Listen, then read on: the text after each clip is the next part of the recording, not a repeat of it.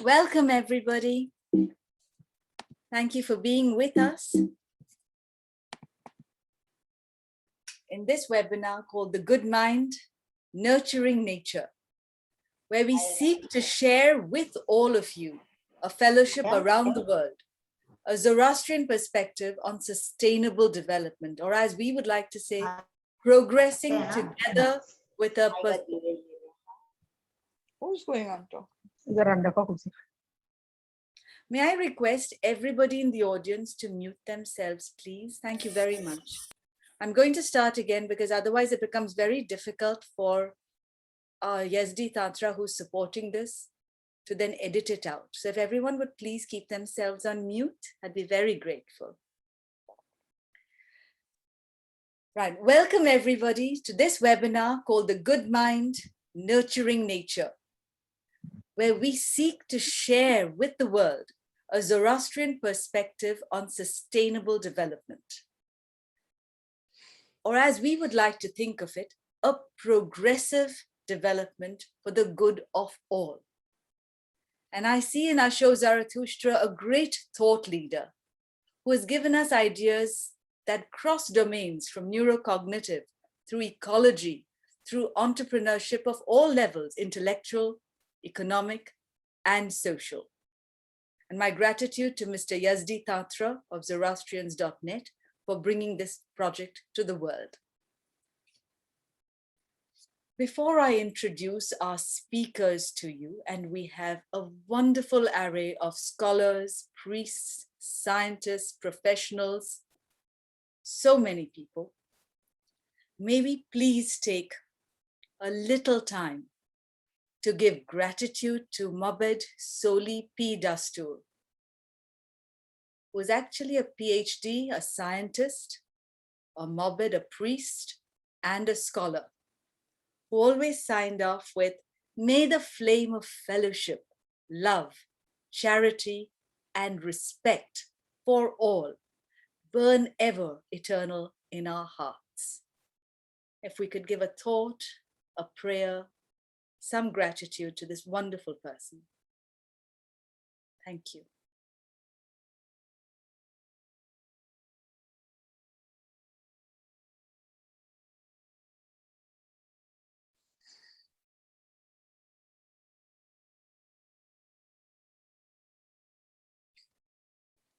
Thank you all. For those of you who are here, there are prayer sessions conducted later on today. Please do join the session. The good mind, used to nurture nature, is not just an interpretation. It's written in the doctrine. Zarathustra, or Asho Zarathustra, has left us 5 songs of wisdom, the Gathas. We had more, they've been destroyed, but in the very first one, it is said, "Now I pray in humble adoration with hands to uplift, rejoicing the invisible wisdom, which is bountiful and progressive, Spentaya, and all righteous actions and the good wisdom of the mind, may I use it to please the soul of the universe." So while it is certainly a journey through the good mind, or good thoughts, good words, and good deeds, to progress together harmoniously with each other and with nature for the good of all, it is a journey from righteousness, as I see it, called Asha, to sustainable happiness and harmony, called Ameritat, and Ushta is happiness and harmony. And in the scripture, it is written, happiness comes to one who brings happiness to others. And good strength of Bahu Kshatra comes to those who share with those who need. So there's progress together. And this concept of working in a fellowship with all and with nature is absolutely critical. Because as our priests have explained to me, we always say, we venerate, Yazamaide, and the concept of rejoicing. And we revere nature and people, all people, due to their good actions. This journey for values through evaluation to add value, so that the good mind, good thought, word, and action can be utilized to build harmony, happiness in a sustainable way that is constantly regenerative, requires learning. Learning of different types allows the mind to develop so that we can, in an informed way, make choices so that iteratively and integratively it builds the good of all. And we are guided to listen, observe, reflect with a good mind, and decide and do this before each great event so that it is context dependent. We're also guided to question everything, all matters, for the sake of righteousness, so that we can progress. It's called Gam Vidat, for the progress of the whole community. So as I see it, this reverence for the elements of nature, which our speakers will take us through, I'm not going to dwell upon this, allows the progress of the group, and these elements are represented at every community event, at every prayer ceremony. So truth is represented by fire, the good mind, the animal kingdom, something of butter or milk. Responsible strength that comes from these two as an outcome, and which we desire, is represented by metals. Benevolence and devotion are represented by the earth, and wholeness or completeness or holistic development by water, so that we can sustain forever, represented by the plant kingdom. These are called the Amesha Spentas, what translates literally as forever progressive. And these are characteristics of the supreme energy, which we call Ahura Mazda, which we seek to imbibe within us.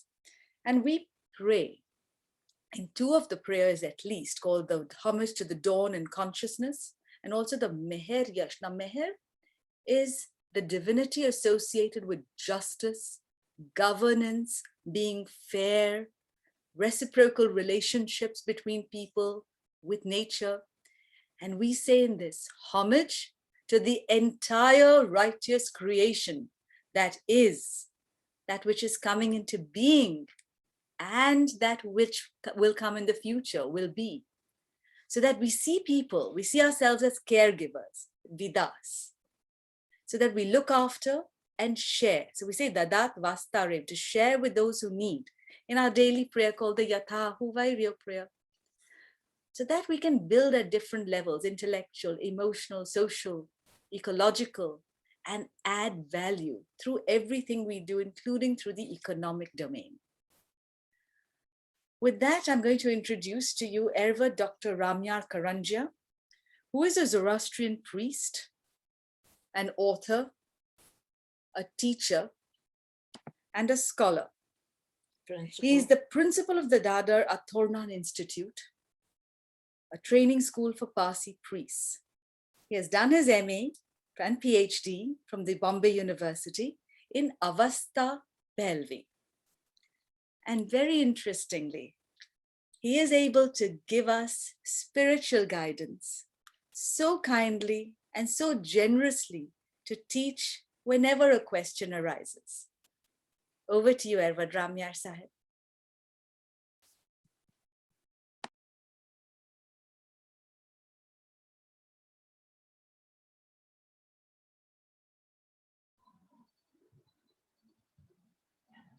Thank you very much, Karishma, for those very kind words.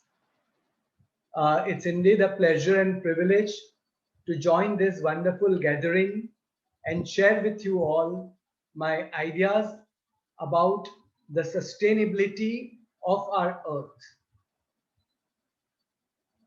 Mr. Yasitatra, can you please give us yeah, thank you. Next.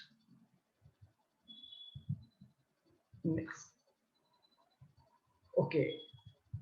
As soon as a Zoroastrian gets up in the morning, he says the line, Nemascha ya Armaitish Izacha, bows down to Mother Earth, thanks her, and says, O bountiful earth, I bow down to thee. The prosperity-giving bountiful earth has been worthy of man's homage since times immemorial. It's only later on that man's greed overtook and started harming not only the earth, but all the other creations. It is then that our good mind steps in and tells us that if we need to aspire happiness for ourselves and for everybody, then we have to work towards a sustainable development of the earth. But where to go for that? So we have to conserve the environment and all that is connected with it. But while doing this, we have to remember that we are not doing a favor to the environment or nature, to air, water, earth, animals, and vegetation. But by conserving the environment, the only favor we are doing is to our own selves, because all of us are irretrievably connected to all the creations in this web of life. So if we take care of the earth, it's our own care that we are taking off. If we are taking care of the water, sky, and other elements, it's not for them, but it's for our own sake. And Zoroastrian religion has recognized this point thousands of years ago and exhorted people to take care of all creations. And that is the reason why Zoroastrianism today is recognized as an eco-friendly and ecological religion. Next. It is because of this ecological consciousness and the care of nature, which are core Zoroastrian doctrines, that the Zoroastrian religion is so recognized. And in every nook and corner of Zoroastrian religion, you will find reverence of nature, because each and every creation is linked with a divine being, sometimes more than one. So when we misuse or pollute a creation, we are not only doing a great deal of wrong to the creation, but also to the divine being which is connected with it.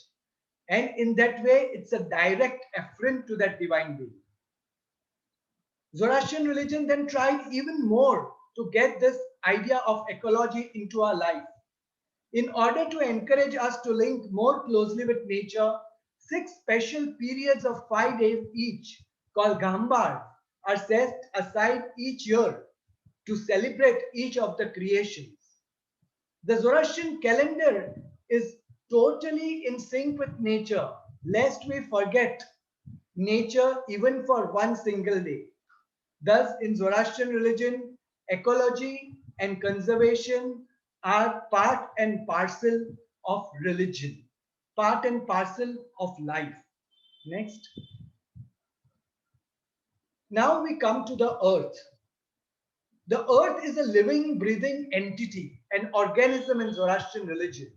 And this is very similar to the idea of Gaia, the goddess of earth, in the Greek tradition.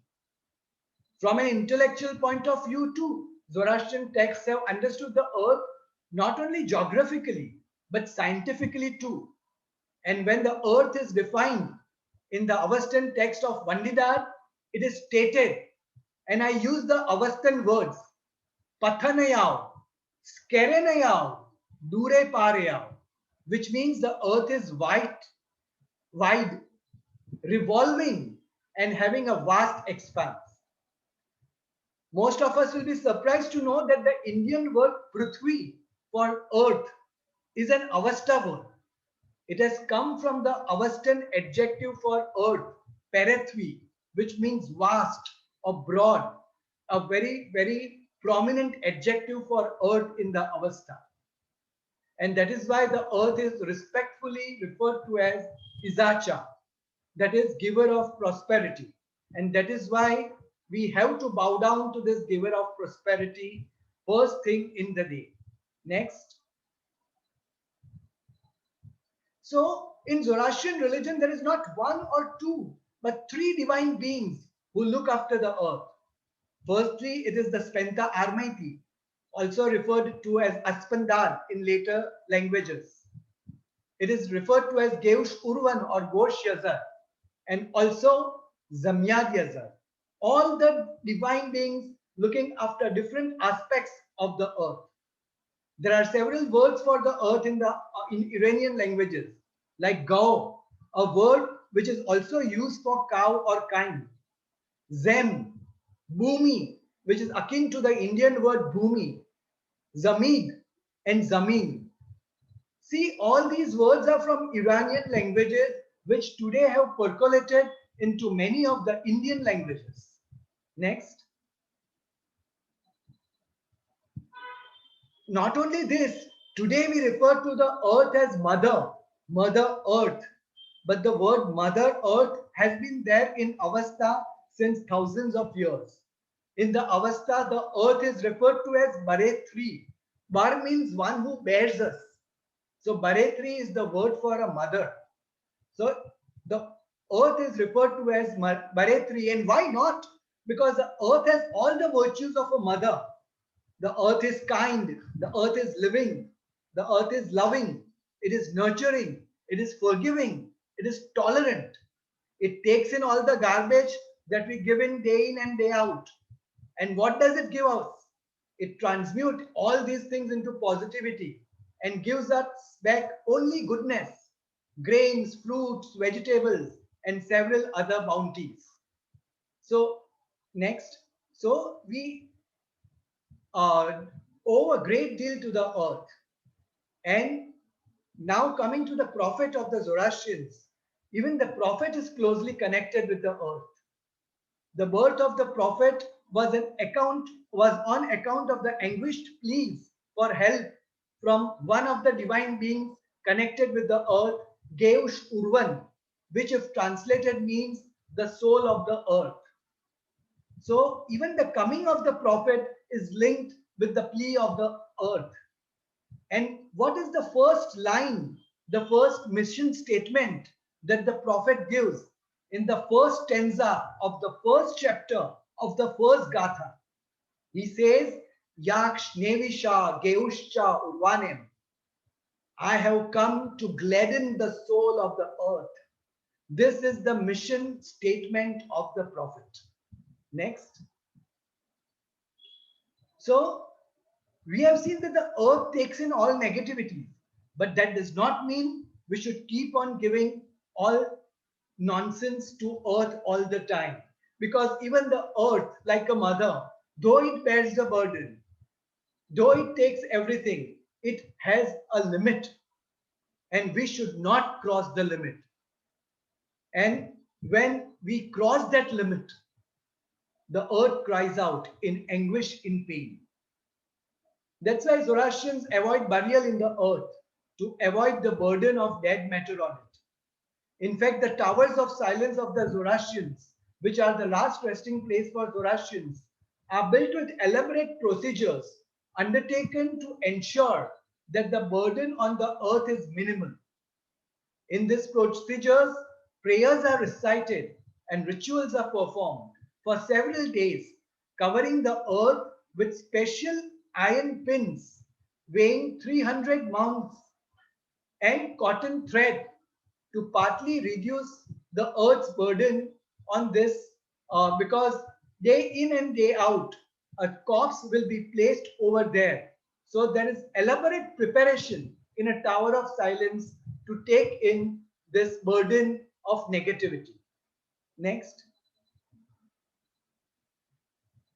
So Zoroastrians believe in having a continuous connection with the earth. It's the higher mother. We all have our own mothers, but the earth is our higher mother. And so, to show that gratitude and connection to Mother Earth, as I said, right in the morning, a Zoroastrian would bow down to the earth and say, Namaskar Yar Maiti Sizacha. But that very same line comes in the Kasti prayer, which a Zoroastrian recites several times in a day. And every time that prayer is said, the person, the devotee, bows down to Mother Earth and thanks her for all the bounties that she has given. Then the Zoroastrian have a small grace for meals, a 3-line prayer. And in that grace for meals too, a word comes, Dat Bhumimcha Vispacha Vahu. That is, we venerate the earth which produces goodness. There's another prayer of the Zoroastrians called Homage to 4 Directions. And even there, amongst all the other creations, like the waters and the plants and the trees and the skies, the earth is remembered and homage is paid to it. Next. So, to conclude about the sustainability about the earth, in two of the texts of Zoroastrians called the Vandidat, which is in the Avesta, and the Dakistani Menogi Khrad, which is in Pelvi, specific mention is given that certain X will make the earth happy and certain X will make the earth sad. And these are the very things which today we have to implement in order to have sustainability and a sustainable development of the earth. What are these which are stated in the text thousands and thousands of years back? Firstly, growing corn. Growing corn on every piece of land is essential wherever it is possible. Then if the earth is lying fallow, if it is wet for a certain reason, then we have to make it dry.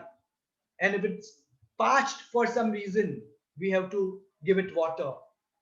Then another thing is that desolate land has to be brought back to cultivation so that no cultivable land is left arid. This is about agriculture.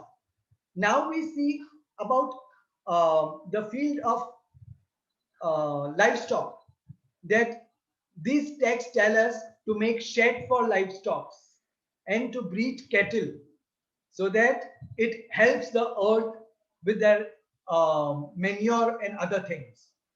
And lastly, about humanity, about the human development, about the human population, this very text tells us that the earth loves a place which is populated and not desolate, so that one has to make desolate lands populated. Next. So I would conclude now by saying that a happy, sustainable earth is a very integral part of Zoroastrian religious and spiritual injunctions since times immemorial, because sustainability is in the very ethos and lifestyles of the Zoroastrian religion. Thank you very much.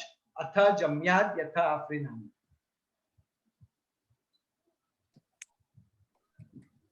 Thank you very much, Ervad Sahib Ramiyar Karanjia. I've already received some messages of gratitude for your teaching. Before I introduce our next speaker, Mr. Noshir Dadrawalla, may I take this opportunity to thank our wonderful audience for giving their time to help raise the awareness of the Zartoshti Daina. Daina means conscience. So it's a path of the conscience. And also thank some of the people over here who've got so many things to do and have still made time for this. I really am grateful to all of you. And for those of you who have blasted out this information to the rest of the world, please continue to do so when the recording comes out. Please also put your questions into the chat box as we go through the next session. It won't disturb us at all. In fact, it'll be helpful so that we can go through those after the session is over. Our next speaker, Mr. Noshir Dadrawalla, I have heard since I was about 7 years old. He is the CEO at the Center for Advancement for Philanthropy, through which he offers compliance-related advisory to nonprofits and corporate social initiatives. He also has several international affiliations. He has authored several books and is a trustee of the Bombay Parsi Panchayat and the Boyce Agyari. And Agyari is a fire temple. And has been writing in Parsi publications on matters of religion, history, and culture, and gives talks around the world. Noshir, over to you. Thank you. Thank you, Karishma. And thank you, Ramiyar, for setting the backdrop. Because if you are talking about the earth, it is water that brings life to earth. Take away water and earth is dead. So it's a perfect sequence that we will be going into. So let me start by saying that respect, reverence, and love for all the good creations of Aura Mazda is an integral part of every Zoroastrian's life. From when I was a child, there were certain things kind of bugged me. But today, as I grow old, I think it made a lot of sense. For example, even as a child, we were told not to blow on candles of a birthday cake. Today, in Corona times, we realize why we wear a mask and why we should not be blowing at things. Lots of other things. Like, I mean, as a child, I was not even allowed to drink water from a glass directly by putting my lips to the glass because I came from a Knox family. I had to hold this up and drink water directly without touching because, again, later on, we realized today in Corona times about how bacteria, viruses on all our oral orifice could be spreading infection.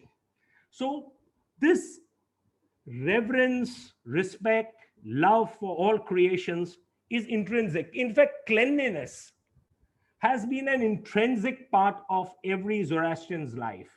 We are taught that cleanliness is not next to godliness. We are being taught that cleanliness is a part of godliness. There is cleanliness, there is God. You have a polluted environment and you have moved away from God. It's like, where there is darkness, you bring light and darkness disappears. In like manner, where there is pollution or where there is filth and you clean it up, you brought in something good, something clean, and something which is good. So everything from personal hygiene, clean homes, clean neighborhoods is part of the Zoroastrian way of life. And often people wonder, especially in the entire month of Ava, where we revere the waters. Lots of Zoroastrians pray before natural waters, that is before the sea, wells, lakes, rivers. And people wonder, are you fire worshippers? Are you water worshippers? We are none of that. We are worshippers of nature. We are worshippers of the creator of nature. It's through nature we go to nature's God. And that's what we do. Through nature to nature's God. And that is exactly what we do in the month of when we pray. And remember that whatever we revere, or in a sense worship, or we respect, we are never going to pollute that. It's a given. Anything that you hold holy or sacred or of a sentimental value, you're never going to do that. Look at this instance one finds in the life of Zarathustra, in the Zarthushnama, which is part of the Dinkad. It says that Zarathustra left his home, his father's home, in search of the truth when he was about 30 years old. And he was on Mount Ushidarena. One doesn't know where exactly is Mount Ushidarena today, but he contemplated on the truths of nature. It says, as per the Shnama, that Zarathustra one day had the vision of Ahura Mazda.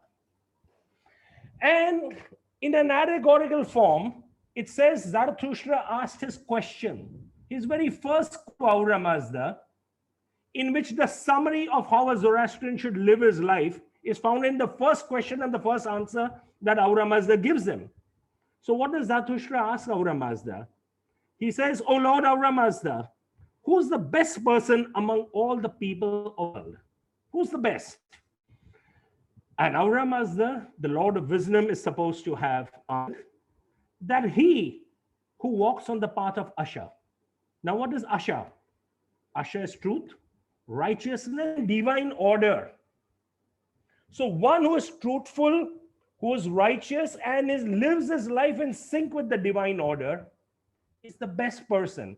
And Ahura Mazda goes on in the same answer, that one who is charitable, that is one who is giving of his wisdom, giving of his knowledge, giving of his wealth, giving of his everything.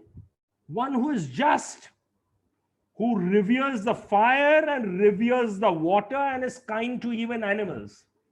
The very first question that Zarathustra has asked Ahura Mazda, that who's the best?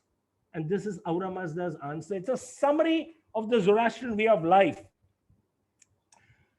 Ramiyar Sahib referred to the Gambars. The term means a time for collecting good deeds. and it's a collecting the blessings of Ahura Mazda. There are 6 Gambars, which means that Ahura Mazda is said to have created this entire universe in 6 stages. In other texts, you find that God creates this world in 6 days and rest on the day, on the 7th day.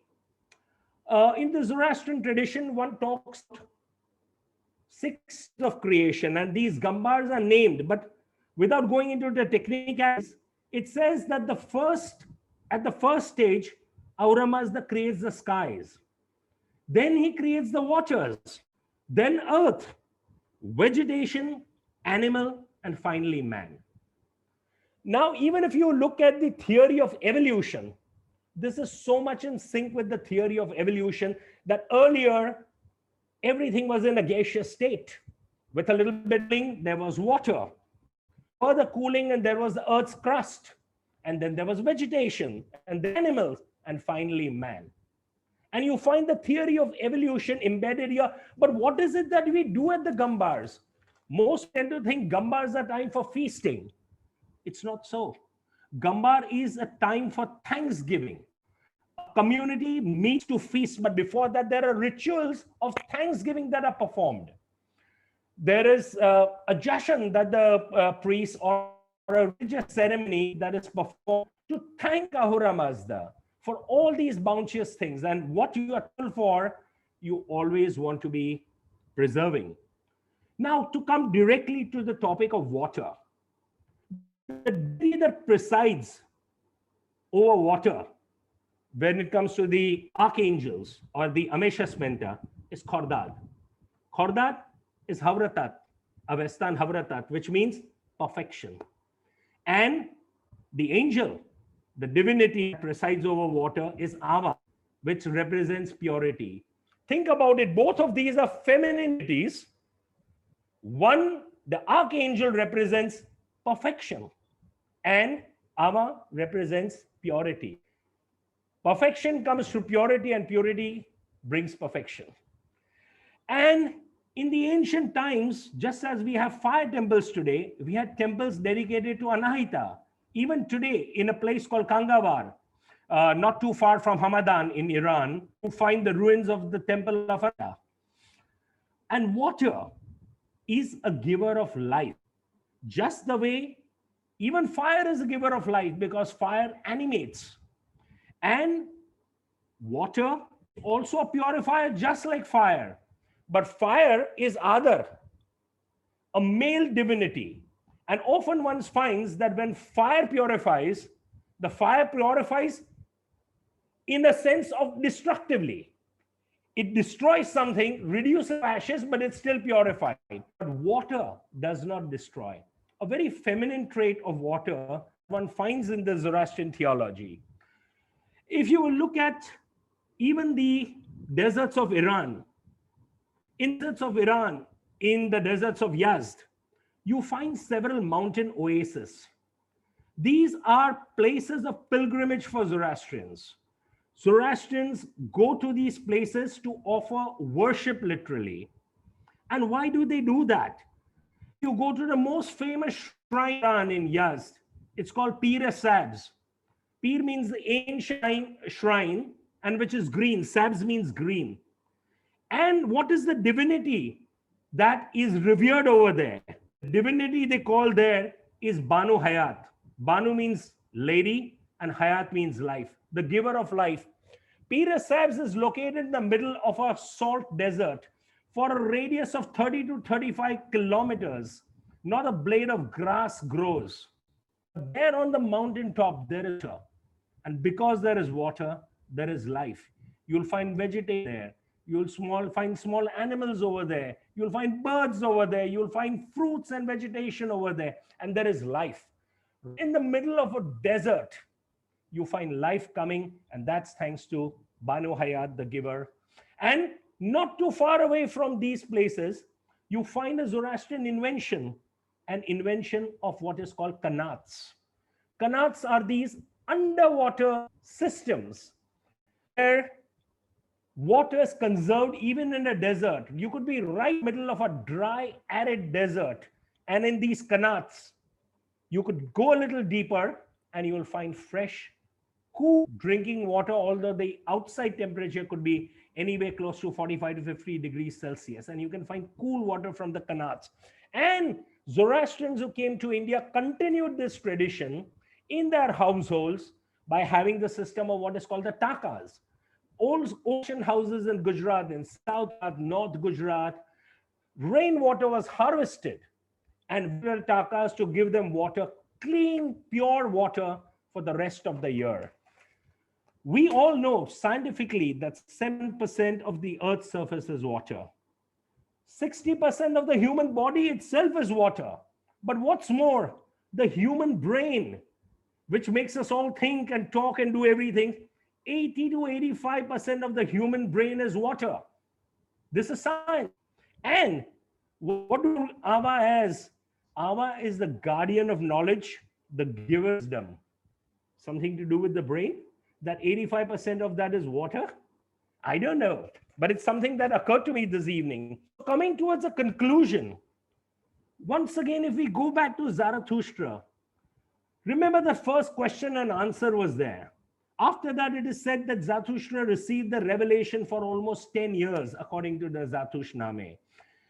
And when the revelation was complete, it seems that Zarathustra's spirit was taken to the court of Ahura Mazda himself, where all the archangels, that is Baman, Ardibesh, Sharevar, Amshashman, Khordad, and Amardad, were all present.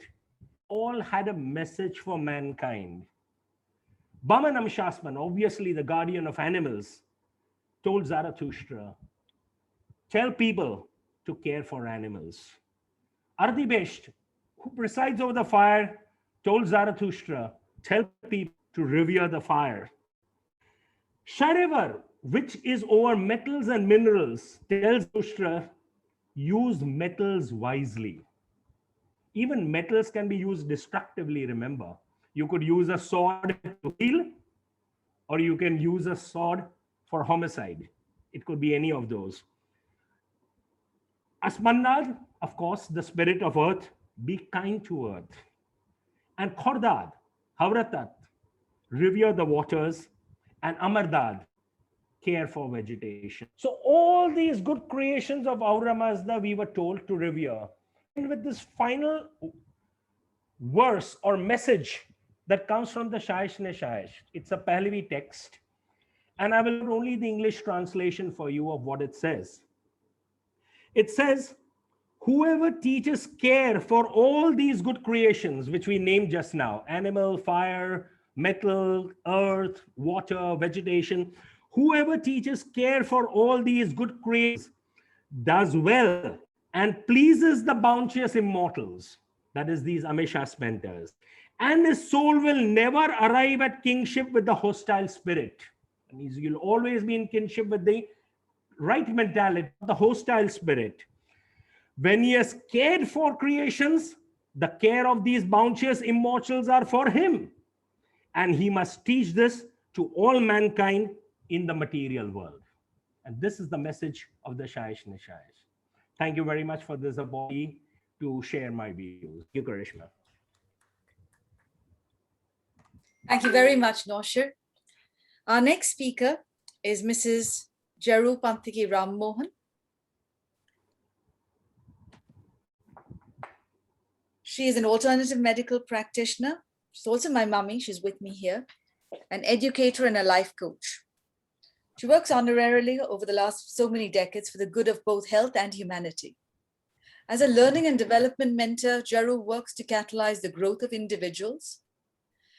She's also a teacher and has been at the Duke of Edinburgh award classes for the holistic development of students. She's been a life and general agent, insurance agent, and inspector, and has served community at large. She also enjoys art and music. Today, I'd also like to give gratitude to the late Duke of Edinburgh, who has contributed a great deal over many decades. Put this idea of ecology, young people, and growing together in the world for us to follow. So with that, I'd like to hand over to my mother, Jerou. I'll just start sharing the screen.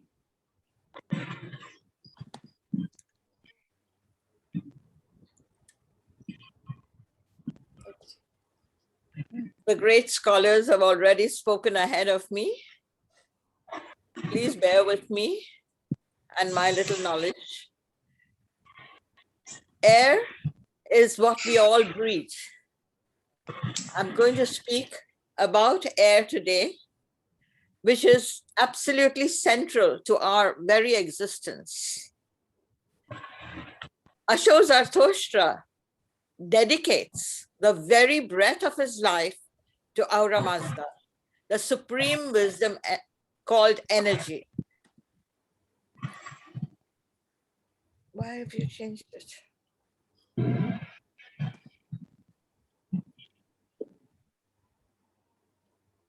In Aunavati Gatha, Aunvad Gatha,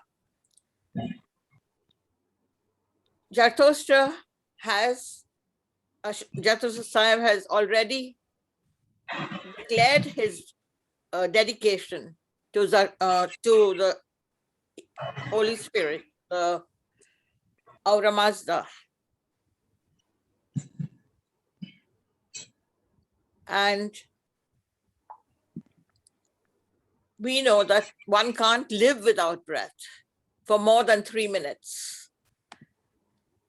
Breath has got the power to live through various means.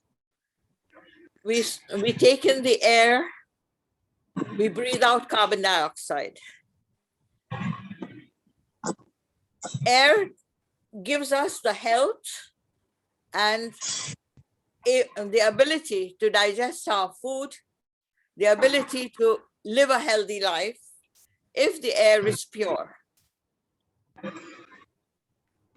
Ushtan is the life energy or the breath. Breathing mindfully helps us to remove the toxins and carbohydrates. Carbon dioxide. Breathing mindfully means to pay attention to every breath that we take, every thought that we think every day. We think about 50 to 60 times a minute. And each thought, if it is pure, our attention is on purity. And we breathe in pure air, good air. It helps us to live a healthy, long life.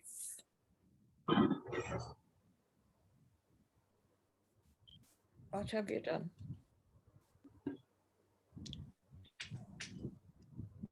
101 names. In our Avesta, we have 101 names of God, or Aura Mazda. I'll just stop you there for a second. Percy, would you please mute yourself? Thank you. Continue. The 101 names have got some names for air. For instance, Bad Garjaye is the creator of air everywhere. Bad Adargar is the transformer of air into fire. Combustion of fuel is another example. Metabolism, fire of the body, Ushtana. Bad Namgar, transformer of air into water. Respiration. Oceans absorb carbon dioxide and turn acidic as the temperature of carbon dioxide increases. We have seen that when the rain absorbs carbon dioxide to a great extent, we get acidic rain, which is harmful to us. Children love to play in the water and in rain. And for them, it is definitely a disaster if the acidic rain falls on them, or if they drink that water. Photosynthesis is given out by the plants. They give out oxygen during the daytime and carbon dioxide at night. Nitrogen fixation by bacteria, carbon dioxide trapping, metamorphosis of the rocks. Now we come to Gelvadgar, transformer of earth into air. We have the example of volcanoes that erupt with the vibrations. That means we've got the whole cycle in our 101 names somewhere, whether it's the earth cycle, the air cycle. That's amazing. In Kaushidya's Ode to the Sun extols the atmosphere. Vatem spentem udaungem yazamaide. The atmosphere bountiful for good creation, we pray, we praise. We all know that ozone is good for us when it is in the higher atmosphere. But ozone, when it is lower down near the earth, it is totally disastrous. In high levels. Pardon? In high levels. So, right now we have noticed that ozone is getting thinner in the higher layers. Since 1970, we have been grading the ozone every October till 2016, 17. True. We find that ozone has been depleting ever since then, and they say that we are getting holes in the ozone layer. Ozone protects us from the UV rays, which means that if the layer is depleting and there are holes in it, we are going to suffer with great burns and heat. And that is changing the climate altogether. It happens with a lot of factors. For instance, carbon dioxide, exhaust fumes, chlorofluorocarbons, which come in various fire retardants and deodorants. Deodorants. It's a matter of choice, really, at the end of the day. Yeah, we have to reduce all that. You've changed the thing over. No, I don't mean that. Next one. But now people are getting wiser.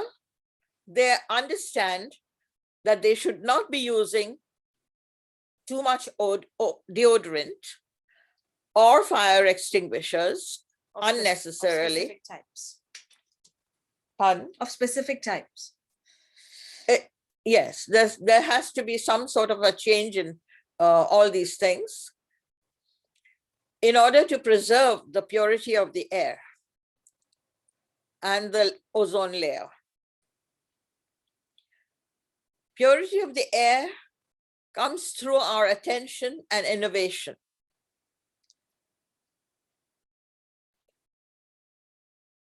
In Yasna 1.16, it says, Vatacha Ashauno.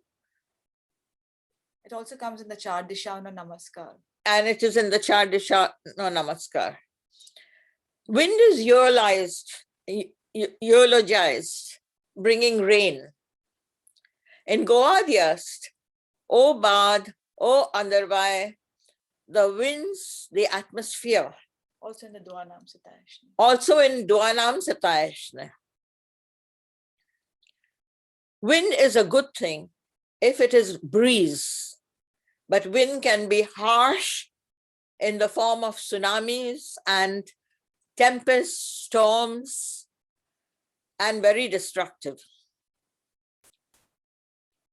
Mining and fracking is another thing that is destructive to nature. It creates vibrations. It creates severe vibrations, which may be the result of, vibrations may be the result of mining. And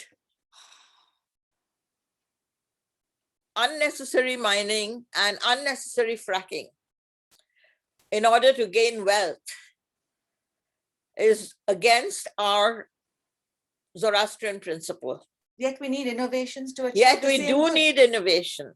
Yes, we do need innovation, to achieve but outcome. there has to be a via media for everything. Divine energy presides over pure and health-giving air. You wanted to tell them about the breathing method? Now I come to the breathing. When we breathe, we just breathe mechanically. We don't pay attention to our breathing. We don't do mindful breathing.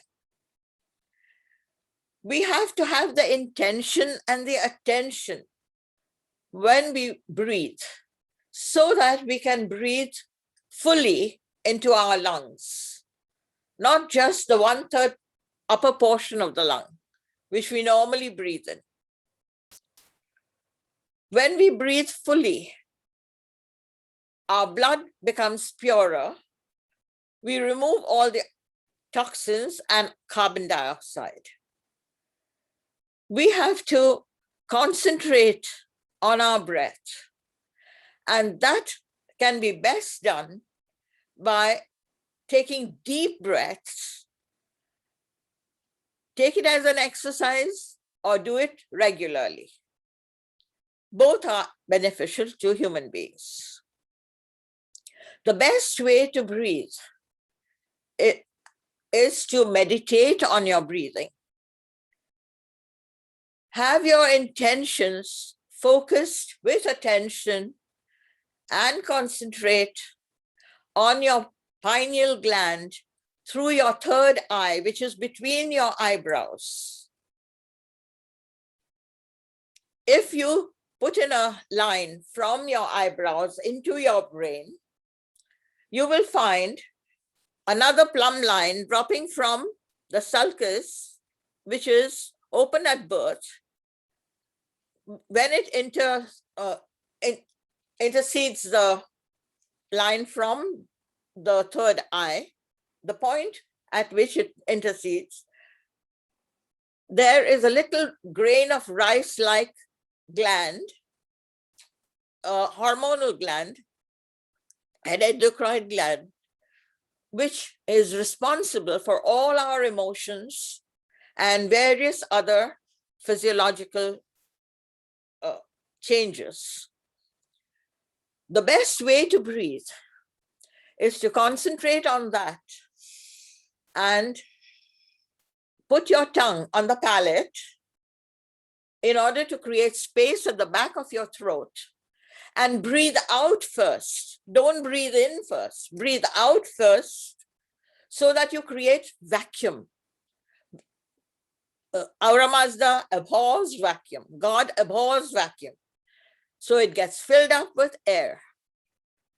When you breathe, fill your lungs completely and breathe slowly. When you breathe slowly, you increase your span of life. Instead of breathing 12 times a minute, bring it down to 4 times a minute. And that is the way to stay healthy and happy. We engage the vagus nerve, thereby to slow down our breathing. We attune thereby to the divine energy, and stay happy and spread happiness to other people. Others, Lord, others. Let this my motto be. Help me to live for others, that I may live for thee. This is the crux of breathing. Thank you very much. Our next speaker is Dr. Mrs. Rashneh Pardiwalla, who is an ecological scientist from the University of Edinburgh, having specialized with a master's and a PhD in the field of climate change. She's the founder and director of the Center for Environmental Research and Education, a Mumbai-based not-for-profit organization that works to promote environmental sustainability through both formal education, government collaborations, corporate partnerships, and public awareness campaigns. She has also, as we all, or many of us know, regreened a large area, very important area of Bombay, and helps people around the world reproduce similar or adapt these to their own areas. And we hope to learn from her how we can make this more effective. That all this air that we've been talking about can be purified in a very practical, scientific way. Over to you, Rashneh. Thank you for your introduction, Karishma, and thank you for giving me this opportunity to present the work being done by my organization, the Center for Environmental Research and Education. I'd like to do a very short presentation on some of the key projects of the organization.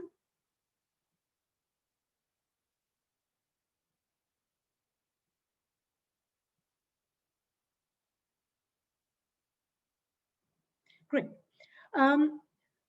So CERE, the Center for Environmental Research and Education, was established in the year 2002.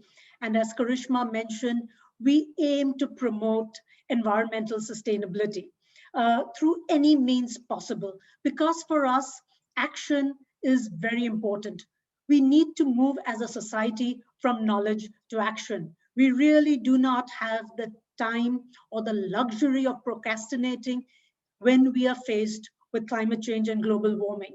And I think all of us are seeing the effects of that. Some of the key projects being done by CERE are urban afforestation.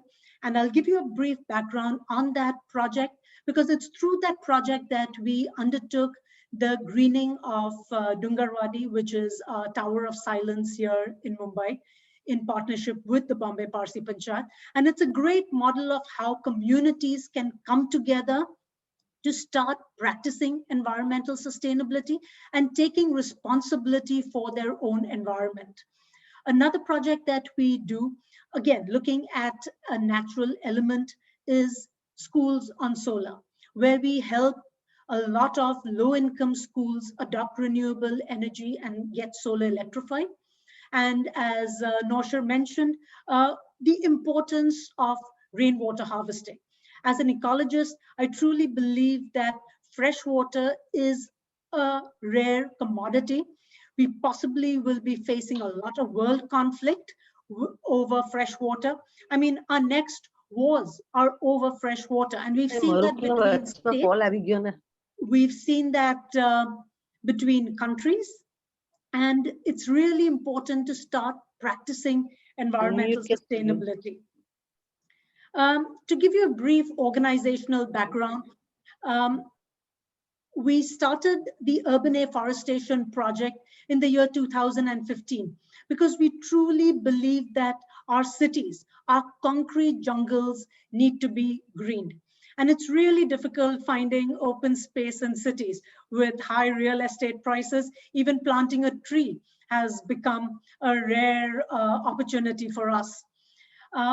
We are able to raise funds for this project because it helps companies reduce their carbon footprint. We undertake carbon audits, do entire carbon sequestration studies, and even issue carbon neutrality certificates, because it needs to make economic sense when you tie in both ecology and economy together. So over the past 5 years, we have planted over 177,000 trees in cities across India. We only plant native trees. It's very important to realize the importance of native species, because you aren't just planting a tree, you are creating an ecosystem, you are creating a habitat. So we must plant native species that will support the local flora and fauna. We planted over at 102 locations, and we have managed to sequester or absorb over 41,000 tons, metric tons of carbon dioxide. So it's really important today in the age of the pandemic. I think a lot of people have realized the importance of oxygen. Unfortunately, a lot of patients of COVID have found it difficult finding oxygen. And I think in these times, we must realize how trees are actually producing oxygen for us free. And all we need to do is start planting more and more trees. These are a few of the plantations we have planted. We planted across many cities in India. And we plant with a number of partners.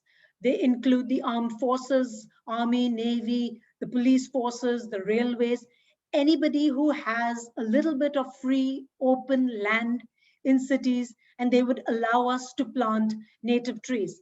And we ensure that our project is successful because we plant large, well-rooted saplings. We need to ensure maximum survival rates. So we have managed to achieve survival rates of over 92.5%. So it's very important to ensure that that one opportunity you get to plant a tree in a city, you make sure that the tree survives. And we planted across India. You can see the scatter map. And it is through this initiative, the Urban Afforestation Project, that we approached the Bombay Parsi Panchayat, who immediately gave us permission. And I'm so grateful to Mr. Noshir Dadrawalla here today, because he was the first person I actually contacted. And I said, well, this is what we'd like to do. Will you allow us access to Dungarwadi? Will you allow us to plant native trees? And he immediately backed the project. The other board members and trustees accepted. And here was a community coming together. So I, as an ecologist, brought in the knowledge, brought in the saplings. Here was the Bombay Parsi Panchayat, who gave full support, including the Dungarwadi staff and members. We had individuals contributing in cash and in kind and making donations to this project. So here was an enlightened community saying, yes, we would like to continue greening our sacred lands, because I do not see Dungarwadi as only playing a religious role. It's really one of the last green lungs of South Mumbai. And it's only when the larger community also understands the importance of Dungarwadi will they join hands with the Parsi community to save it, to preserve it, and not just be another open area for land sharks and builders. We need to acknowledge the sort of ecological services that an entire ecosystem provides us human beings. And I think this is a great example of a community coming together. And I'd like to show you a very short 4-minute video. And I hope this can inspire other communities to pool all their resources and start greening our concrete jungles. Because when I talk about ecology as an ecologist, I do not see any sort of compartmentalization between elements. It's one biosphere. The plants will not survive without water. They won't survive without air. The air will not be purified without plants. It's this complete harmony in which nature works. And it's this fine balance that we need to continue trying to achieve. So if I could request Mr. Yazdi Tantra to play the short video for me. And on the side is a photograph of a peacock, who very often keeps me company when growing saplings.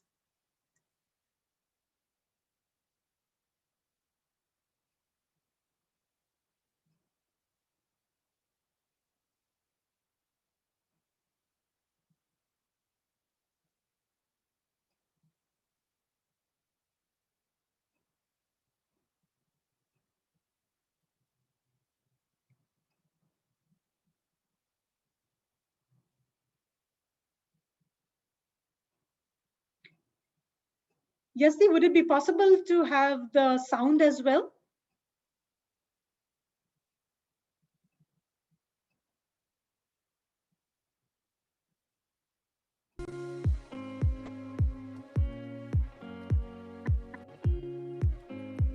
Getting the sound now?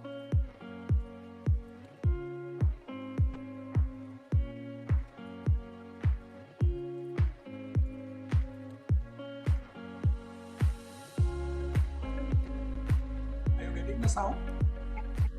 Yes. Thank you.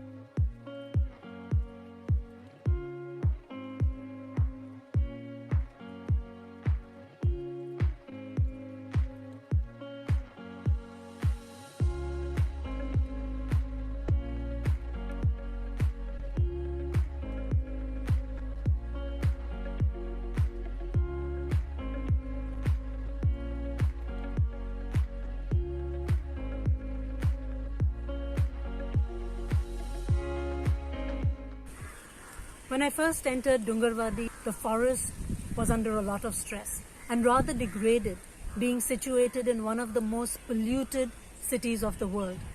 I started with one small corner plot of 5 acres of land by first removing the additional termite load, reintroducing large native tree saplings, introducing a good watering system, and slowly over the past 5 years, I've seen the forest revive. I've seen it rejuvenate itself. The forest is alive, it's vibrant. And I think this is possible only because the community came together as a whole. The Bombay Parsi Panchayat were very supportive of my initiative. Individual Parsis donated towards this project, and today the forest serves as an example of how a community can come together to start greening our concrete jungles.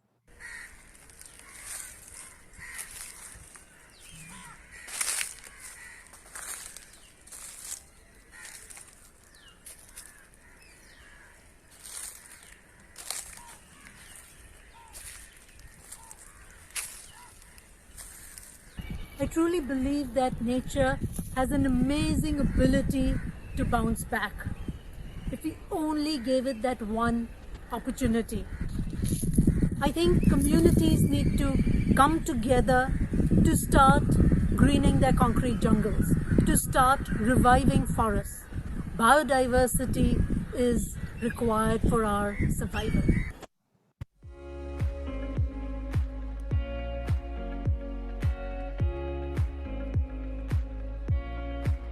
Thank you.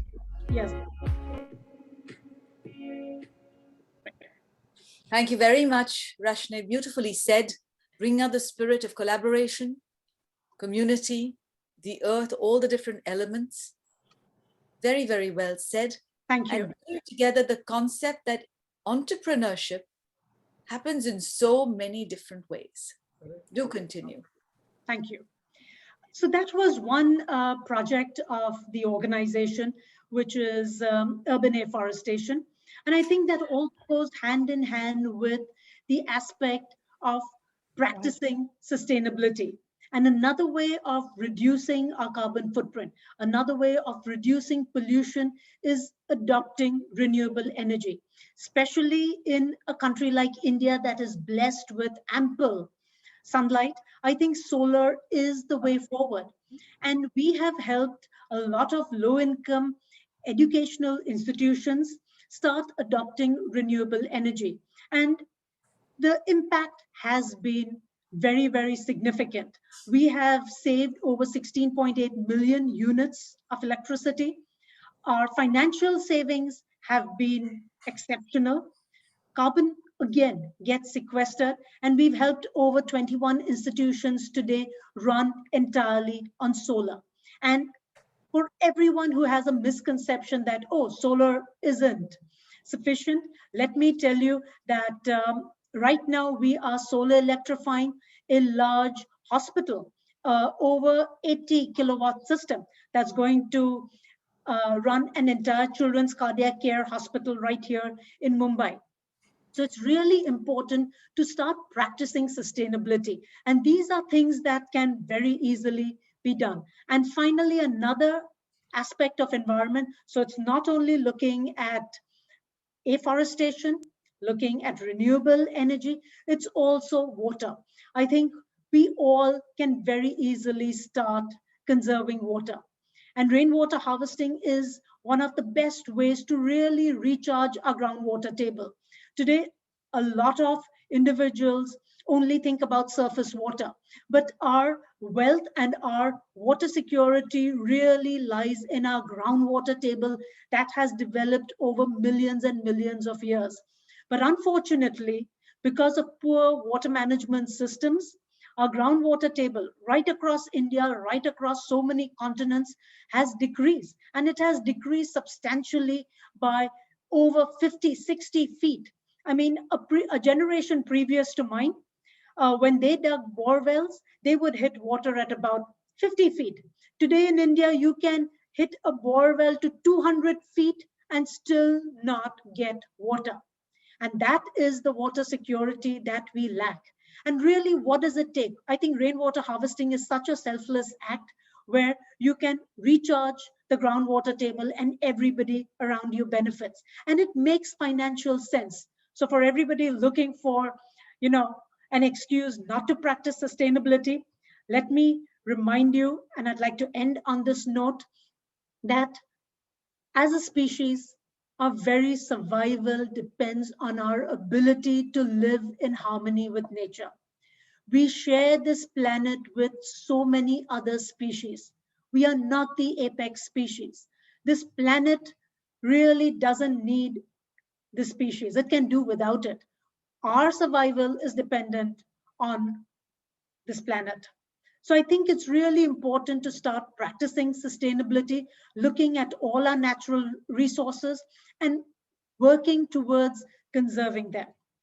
Thank you very much. And thank you, Karishma, for giving me this opportunity. And I hope everyone can go away feeling empowered that practicing environmental sustainability is possible. In fact, it's very, very imperative in these times. Thank you. Thank you, Rashna. That was so beautiful. I want to remind everybody that some of the things Rashneh Pardiwalla has spoken about from a scientific point of view can only happen with communities working together. So the trees that you see, we'll hear from Zarrir Sahib now about trees, but the things that you see here can only happen when communities work together with entrepreneurship at all different levels. So Edul Daver will be speaking in a little while. I would suggest that we all imbibe from the texts, the priests, the interpretations, and our entrepreneurs and our scientists who are here today. We have on this call today people from the United Nations, people from the scholarly, we have Dr. Sarah Stewart here from the scholarly domain. So we have people of different types. If we all share this information, we'll have a knock-on and indeed an incremental growth through society. With that, I'd like to invite Ervad Zarrir Bhandara to speak next. Ervad Zarrir Bhandara, first is a humanitarian Zoroastrian priest. So he's first a person. What sort of a person is he? He has served the community for the last 49 years on an honorary basis. As he says, he just happens also to be a 5th-degree karate black belt, who has saved over 1,380 lives, donating blood regularly and his platelets. He's also a fantastic cook. So he integrates all the different domains together. He's been a business person, although from his point of view, he's just a priest. The understatement of the century. Over to you, Zarrir sir.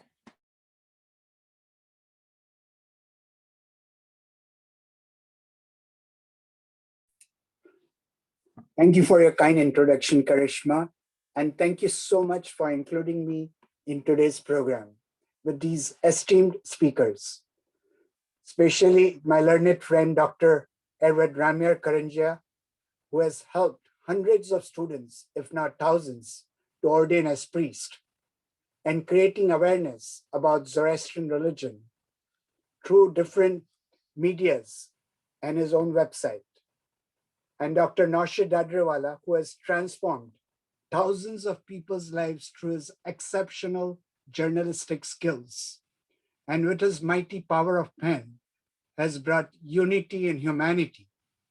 And Dr. Jehan Bagli, Dr. Ervad Jehan Bagli, for spreading the knowledge of Zoroastrian religion in North America. Today, I'm going to talk about plants, the life-giving force. In life, nothing is important than life itself. This does not just refer to our human lives, but all life forms. Next, please. We pay homage to plants. In all religions of the world, plants, especially trees and flowers, play a vital role. Every liturgy and almost every prayer in Zoroastrian religion ends with Nemo Urveire Vangohima Zadate, meaning we pay homage to plants and trees. We are meant to respect this creation of God as we respect any other creation. That is why an entire month in Zoroastrian calendar is dedicated to trees. In the Jewish faith, is a special New Year dedicated to trees. Likewise, Palm Sunday is celebrated in Christianity, and in Hinduism, there are quite a few rituals, pujas dedicated to trees. Flowers are an integral part of our human civilizations and play an important role in our lives. They are present on happy occasions and also on not so happy occasions. Sarve Aberku, also called the Zoroastrian Serb, is a cypress tree in Yazd province, Iran. The tree is estimated to be at least 4,000 years old and has lived through the dawn of human civilization. It is considered an Iranian national monument. Many have noted that Sarve Aberku is most likely the oldest living organism in Asia. And I would go one step forward and say the oldest tree in the world, as it is believed that this tree was planted by our prophet Zarathustra himself.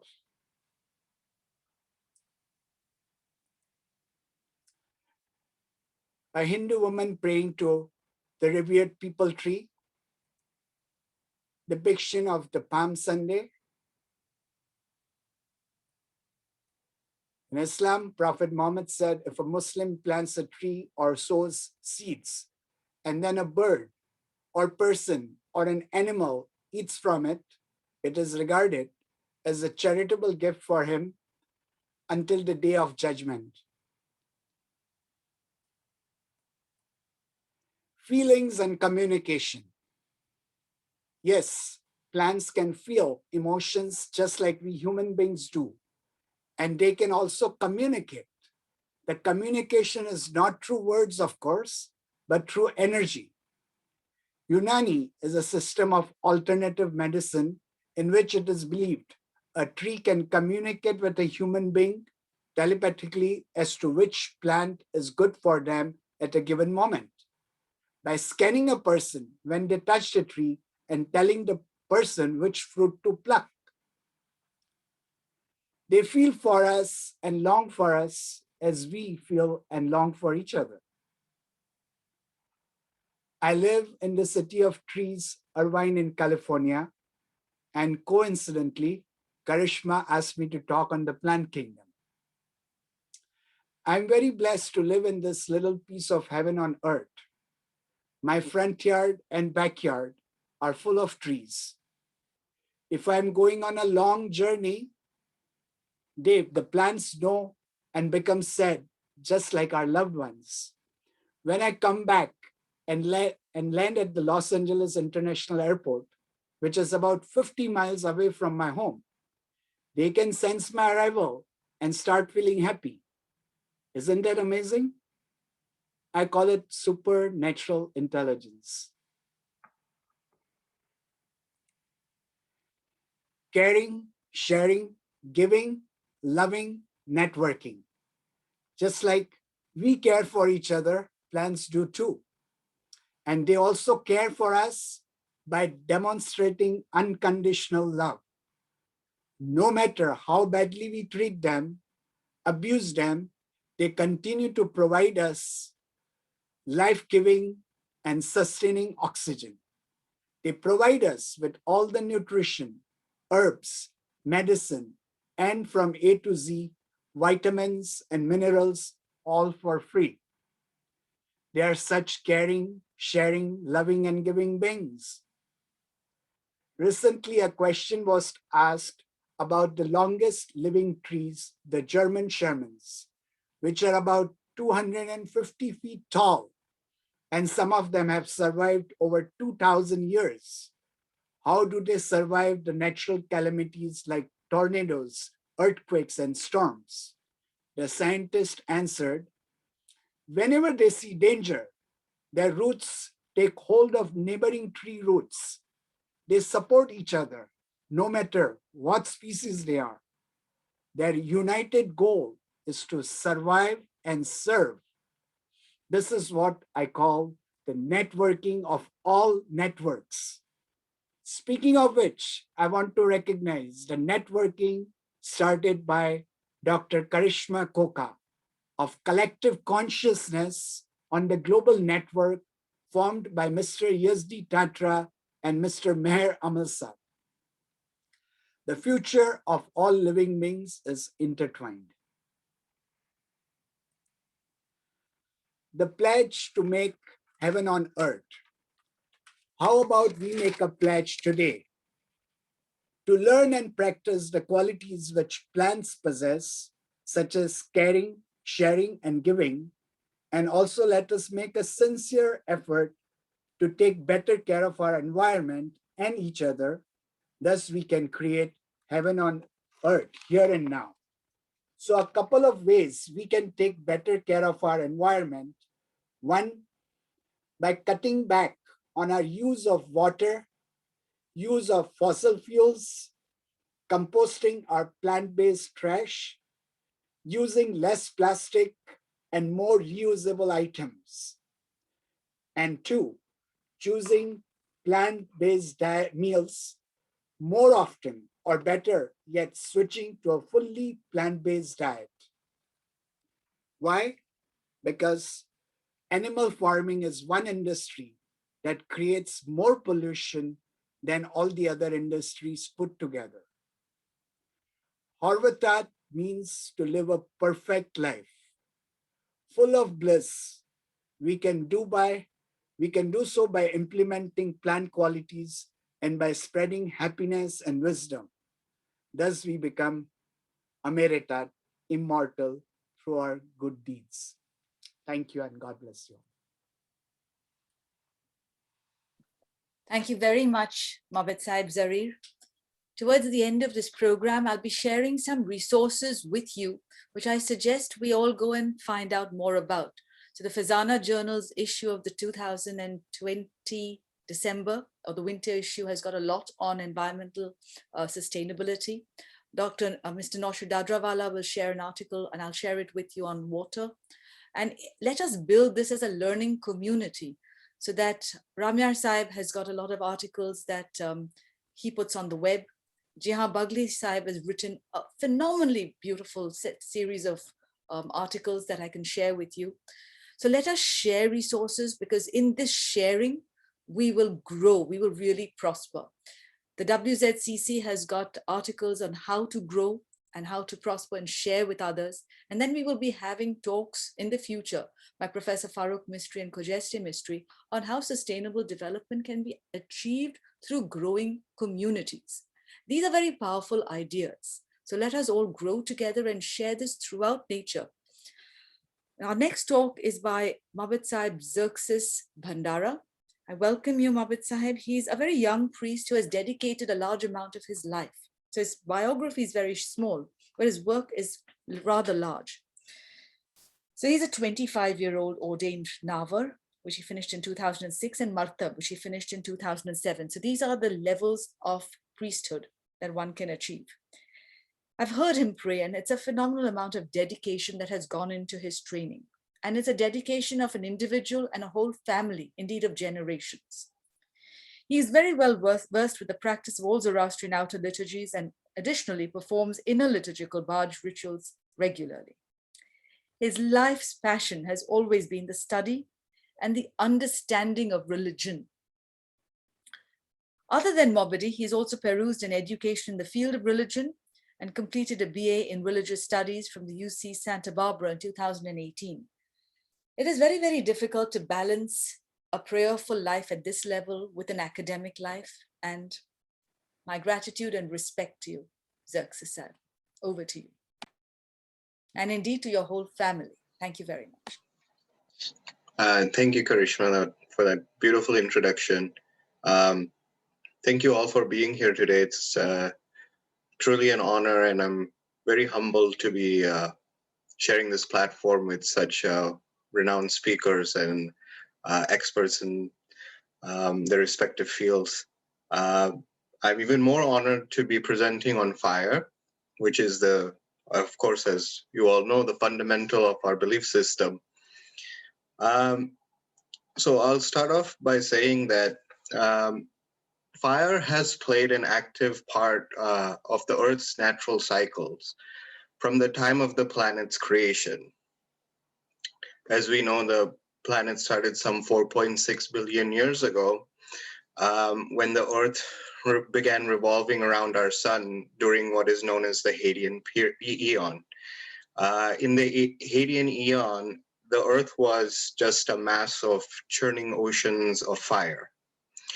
And through the billions of years, the natural processes of metamorphosis and pressurization from the Earth's fiery core have changed the face of the planet many a times.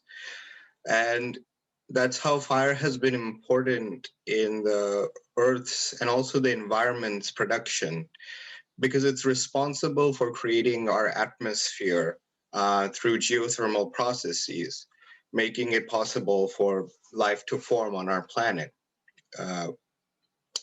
And when we fast forward a few million years, we note that fire is also responsible for a major shift in our own species, the hominid species development, in terms of both industry and also nutrient absorption by cooking our food. Humankind's usage of fire as a tool heralds in what's known as the Bronze Age, and whereby metal smelting made it possible to make both tools and weapons. This makes it important to understand that the concept of fire is a tool. And like any tool, it can be used to create agricultural technology like our ancestors did, or also as they did create weapons for killing. Both of these factors played a part in the formation of early civilization through agricultural food surplus, as well as conquest and war. The main difference being humankind's intent to create and feed versus that to kill and destroy. As compared to the other elements, fire is special because it does not necessarily face a threat from human greed, but it does possess the potential to heavily aid or destruct due to human agency. And for this reason, many ancient cultures revered fire with awe and devotion because of its magical ability to instantaneously be present and just as suddenly be extinguished. Its ability to go from a spark to an inferno within seconds. And it's these qualities, amongst others, that were recognized by the Mazdiyasni Zarathustris as aspects of their own godhead. Thus, fire is given the position of being Ahura Mazda's son in a figurative sense, of sourcing its existence directly from God and serving as the essence of Ahura Mazda's divine energy. Therefore, it's also vital to understand that the chemical process of oxygen and fuel combustion in the flames of fire is not the only aspect of reverence to the Zoroastrian. There's a complex, ongoing divine process involved in the reverence of our holy consecrated fires. And we observe this conscientiousness in Zoroastrian tradition, but at the same time, we see an awareness for the sacred fire's beneficial impact on ecology. For instance, the Dinkard and Vandidad list the names of fragrant woods to be offered to the fires. It's the aromatic qualities of these woods due to a high resin content. They're known to deter noxious pests from the vicinity. And in doing so, the pests are not killed, but they're deterred from the area. The killing of any such organisms would otherwise have an adverse effect on the ecological balance in the environment. Likewise, the regular usage of frankincense, Loban, derived from the Boswellia family of trees, is known to deter pests as well as kill airborne bacteria. A direct example of this is the burning of copious amounts of incense following the death of an individual on the third day in the Utamna to kill any putrefying bacteria which is still lingering in the air. But however, in regards to the hard wood fuel used to keep the sacred fires perpetually burning, the Zoroastrians have used the gum arabic or babul tree's wood for centuries. This wood is a fast-growing species and it poses a threat to many ecosystems, both in the subcontinent and abroad. So it's regarded as an invasive species, which essentially leaches the environment of nutrients and resources, which other indigenous organisms need to survive. And in this way, many micro environments are helped by eradicating this weed from the ecosystem. So therefore, fire probably gives us the most visceral understanding of human usage as well as intervention when regarding the elements. We must therefore use the energy of our good minds to ask ourselves, do we use fire for innovation and progress or to harm and distress? Do we use fire for survival in nature or to set hundreds of acres of land on fire for a gender reveal? Do we use fire to kill airborne bacteria or use it to light birthday candles only to extinguish them with a spray of saliva, thus contaminating the food and the fire?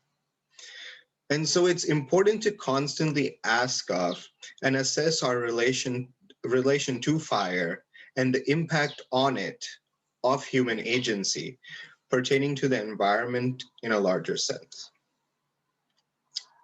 That's all I have to say about a very complex concept within our religion. So thank you all for this opportunity. Thank you very much, Ervad Sahib, Zerxis, Bhandara. Thank you for your dedication. Simply superb. Our next speaker is a scientist. He also has a very religious background, but he's a highly dedicated person. He is part of the Fezana team as well, Fezana being the Federation of North America's Zoroastrians. And he has worked over many decades, but the biography that he's so kindly given me is just a tiny little 3-liner like our other speakers. So Dr. Hanoz Santoke is a professor of chemistry at the California State University, Bakersfield. He is active in the Zoroastrian community in California. He has helped organize the 7th World Zoroastrian Youth Congress in Los Angeles in 2019. And he is the co-chair of Fezana's Information Technology Committee. He also works in other ways with a program called Zaina and contributes in other smaller ways, which I think fundamentally works in this idea of bringing people together across different ages. So for that, Hanoz, and all your other work, thank you.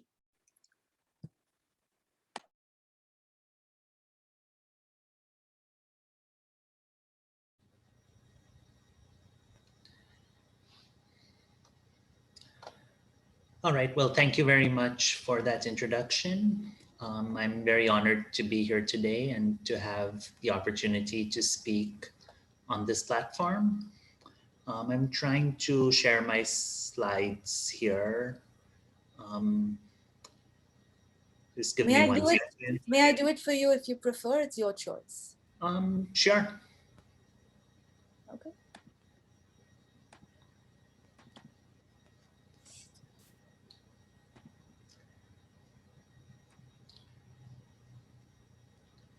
Perfect. Thank you very much. So today I would like to just talk very briefly about a research project that I have been working on for many years, and speak a little bit on how it relates to some of the principles in our Zoroastrian religion.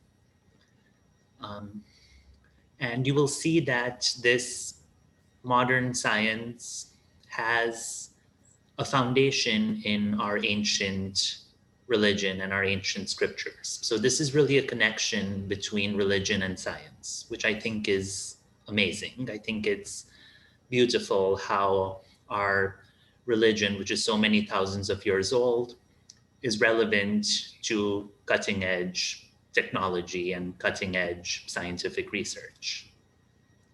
So in short, I am studying pharmaceutical pollution in water. Now you may be wondering, why are there pharmaceuticals in water? There are many possible reasons for that. Sometimes people dump their medicine in the sink. Sometimes they throw medicine in the trash if they don't need it anymore. How many of you have thrown expired aspirin in the trash? Don't do that. Very bad idea, because it ends up in the environment. So sometimes factories dump chemicals. Sometimes farmers give antibiotics to their animals and the runoff goes into the environment. But in short, there are pharmaceuticals in almost every river and lake and stream in the world. So on the right, you will see two pharmaceutical compounds, fluvastatin and danofloxacin, which were the focus of my PhD research. And I study how the sunlight can break down these pharmaceuticals. So this links two of the creations of Ahura Mazda, the sun and the water. The sunlight is very important because it provides purification. And of course, there are all the scientific details of ultraviolet light and how the natural organic matter in the water will produce those chemicals that you see listed there, which will break down the pharmaceutical compounds. But in short, the sunlight provides purification of the water. And this relates two of the creations of Ahura Mazda. Please move to the next slide. So this is a passage from one of our prayers, Korshenyash, Atyatvaryu Ksheti, Vatsamuradatem, and so on. It's a passage that you have probably recited if you recite this prayer or if you attend prayers recited by priests. And what it means is the translation on the bottom. When the sun rises, it becomes the means of purifying the earth created by Ahura Mazda, which, if you think about it, is exactly what scientists today are looking at. They're looking at how the sun can purify the earth by breaking down pharmaceutical contamination. It becomes the means of purifying flowing waters. Well, look at that. Thousands of years ago, when this prayer was written, they foresaw that the sun could be used to purify the flowing waters. Then it says spring waters, waters of the seas, stagnant waters. So all of these different types of waters are purified by the sun. And it becomes the means of purifying the righteous creation, which is of the Holy Spirit. Next slide, please. This is from the Merniash. Mitre Mairidakyum, Yazamaide, Mitre Mantridakyum, Yazamaide, and so on. We revere the celestial light of the sublime ethereal region and of the interior ethereal region. This whole passage is talking about revering light, celestial light of all of the regions. So it's talking about the importance of light and why it should be revered. Why should we revere it? Because it purifies. It purifies the earth. It purifies the water. So two of Ahura Mazda's creations are linked, the sun and the water. On this very last slide, I would like to share another application of sunlight to disinfecting water. This is recent research. It's not completely ready yet, but it's a very simple mechanism to purify water in developing countries. It's a very simple mechanism because it doesn't have any moving parts. It doesn't require any electricity. It's very cheap to build. And once you have it, you fill it up with water and put it in the sunlight for 48 hours. And this provides disinfection. In developing countries where they don't have treatment plants to disinfect water, this is a good alternative. It's cheap, it's convenient, and it can be used to purify water for drinking or for cooking or any other purpose. So this technology is not ready yet. It's still being explored, but it has a lot of potential to provide clean drinking water in developing countries based on a very simple scientific principle which has its roots in our religion. So with that, I would like to say thank you all for your attention today. Thank you for being here, and I look forward to the rest of the speakers and to learning more about all of these topics. Thank you very much, Hanoz. It just goes to prove how communities working together and sharing information can bring about such an absolute, I have no words for it. I mean, you were introduced to me by Dolly Dastur when I asked for a speaker some time ago for another series. Mehraban has known you for most of your life. Mehraban has introduced speakers to me today who have come together in ways through science and I'd call it the conscience of Zarathustra, in ways that I think will make magic happen. Our next speaker is one of our most senior people in the community. He is also a scientist, a very, very senior scientist, a very serious scientist. Ervad Sahib, Dr. Jehan Bagli. He's an ordained priest, no doubt, but he is the founding member and the president of the Zoroastrian Association of Quebec. He has lectured extensively and written some of the most beautiful, easy to understand articles on quite complex processes. He has lectured extensively on numerous topics of Zoroastrianism at the North American Zoroastrian Congresses in Toronto, Chicago, California, Vancouver, Philadelphia, and at various anjumans in North America and in different parts of the world. He is also an extremely patient teacher, like our other teachers we have spoken about today. Thank you very much for being with us today and giving us your time, Ervad Sahib, Dr. Jehan Bagli. Thank you, Karishma. It is indeed enlightening to listen to the speakers speaking about what Zoroastrianism teaches, speaking about what community is doing and what needs to be done. It is indeed important to know that much needs to be done to save the creations on this corporeal existence and the universe at large.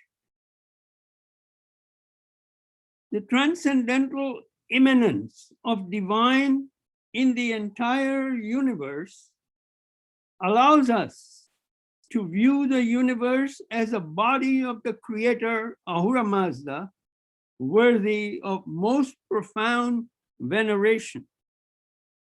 Consequently, creation of the corporeal world, by definition, is sacred.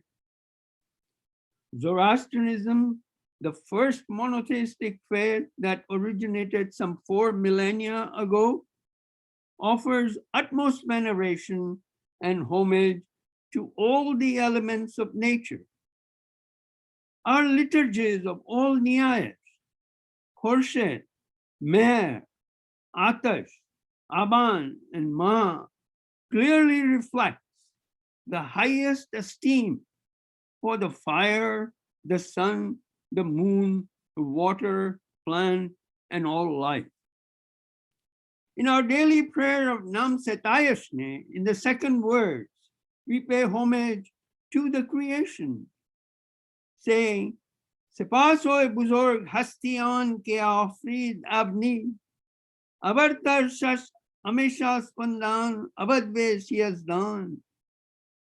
O gird asman, o khore tawa, o mahebami, o satrevash tokum, O Baal, O Av, O Atash, O Zameen, O Orvar, O Gospan, O Mardum.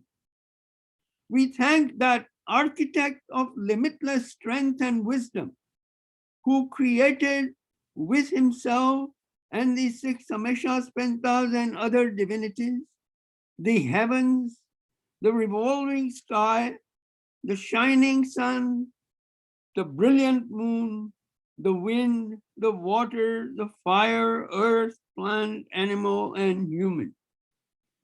We are here reminded of the beauty and majesty of nature, that greatness directs us directly to the primal order of nature, Asha, through which, using the gift of good mind, Wahumana, we recognize the magnificence and glory of the network of Ahura Mazda. Zarathustra, in his hymn 29, verse 1, states, the soul of the universe laments to Mazda about the oppressed state through anger, fury, outrage, aggression, and rapine, and pleads for calling of a divine savior to restore order. It is worthy to note that the initial declaration of the principles of global ethics proclaimed by Parliament of World Religion in 1993 reads, and I quote, "The world is in agony. The agony is so pervasive and urgent that we are compelled to name its manifestation so that the depth of the pain may be made clear. Peace eludes us. Planet is being destroyed. Neighbors live in fear. Women and men are estranged from each other, and children die.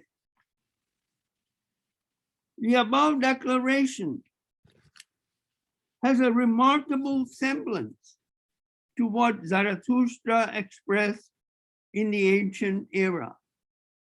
The misery and agony expressed for planet clearly demonstrates that in the long span of 4 millennia, little has changed. Humans have failed miserably to use their precious gift of good mind towards the sustaining of the sacredness of the natural creation and towards the fellowship of human brotherhood. One often wonders what difference it would make to the leaders of the world community what a minuscule minority of Zarathustrians have to say about sustaining the ecosystem.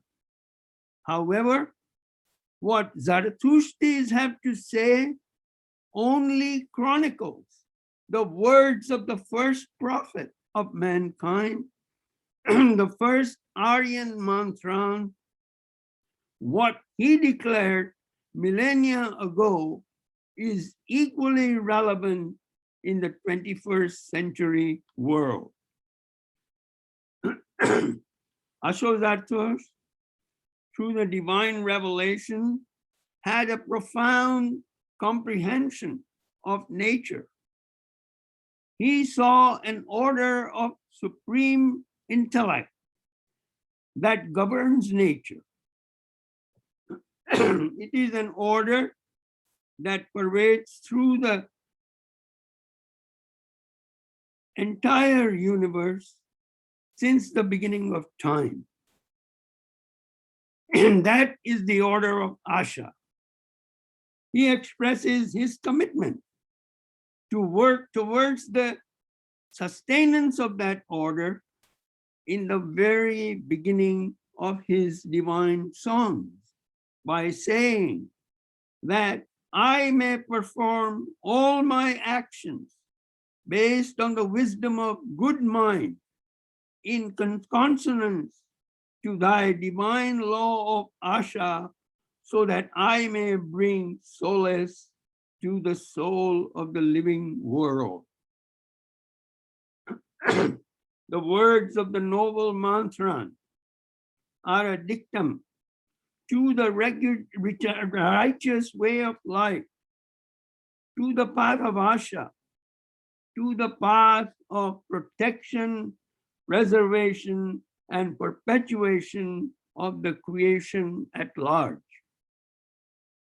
The aim of the Dena Vangui, the religion of good conscience, is to appreciate and hold sacred the elements of nature, heavens, water, earth, plant, animal, and human, to use them with moderation and reverence. The tenets are unequivocally elaborate, never to abuse the elements of nature with excess or to defile them with pollution or to diminish them with greed. Excuse me, I need to have a sip of water.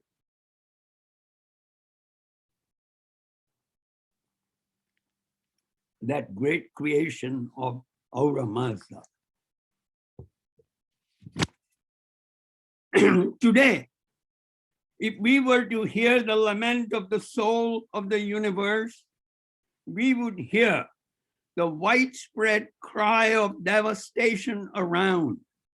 from acid rain, greenhouse effect, the depletion of the ozone layer, indiscriminate deforestation of plant kingdom, pollution of our waters with chemical waste, and wanton contamination of plant and animal habitat through profuse oil spills. All this because of the inappropriate judgment of humans. These are gross violations of the order of Asha. Humanity, as a pivotal creation of Mazda, is gifted with the spark of that universal good mind, Vahishta Mana, and with the immanence of divine. Mankind is not only best equipped, but also has the duty, the responsibility, and the obligation to be the steward to help renovate and revitalize the sacred elements, to restore them to their pristine state.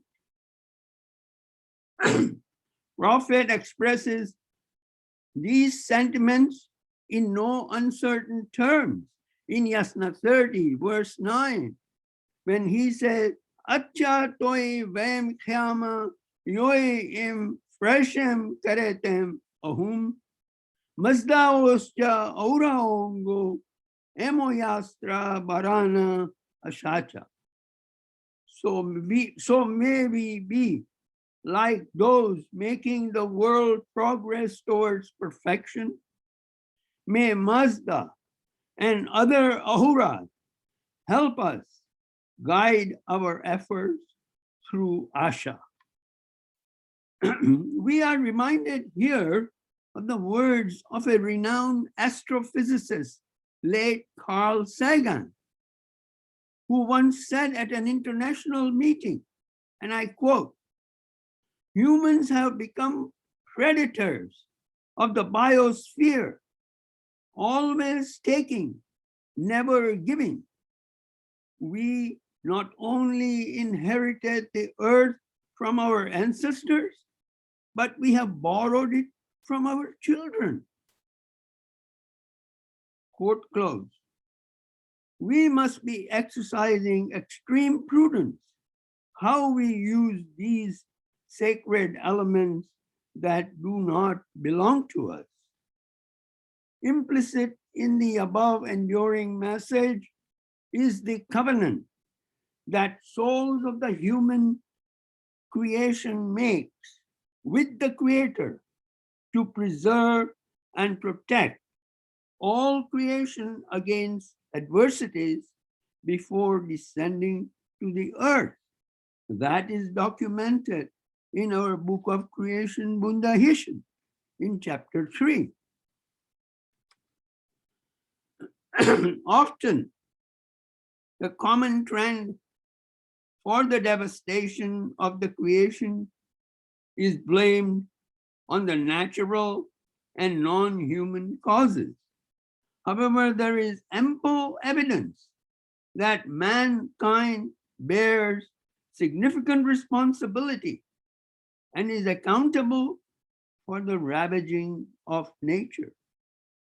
Inappropriate action, erroneous judgment, fed by greed and selfish desire, are often largely responsible for the ruination of the pristine elements of nature. Just to give you one example, in July 2013, the entire town of Lac-Mégantic in the province of Quebec in Canada was literally wiped out due to an explosion of a rail tanker carrying crude bitumen. Why?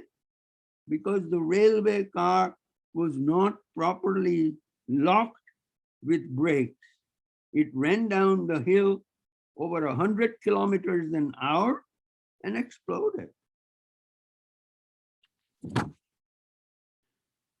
Zoroastrianism holds fire, the element with limitless capacity of creation and transmute and renew in the highest esteem. Zarathustra, in his divine hymns, associates this element of boundless energy with the Creator. The tradition has devised elaborate rituals to consecrate this element and enthrone it in the place of worship as a very embodiment of the Creator, Ahura Mazda.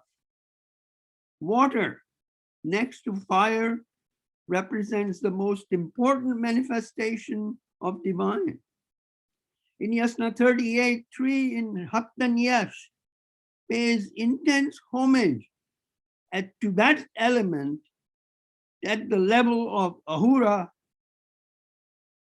Well over 70% of the human body is water and is crucial to nourishing life. Nearly 70% of the planet bathes in this precious water. However, we must be mindful that only 3% of the water is fresh water, and only 1% of that is accessible for the human consumption.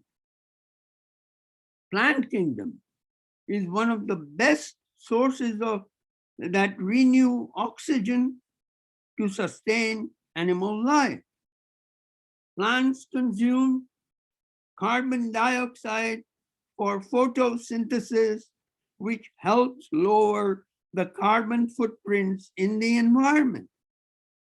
The soil of the earth that sustains plants can also sequester carbon dioxide from environment to generate organic matter that nourishes the roots.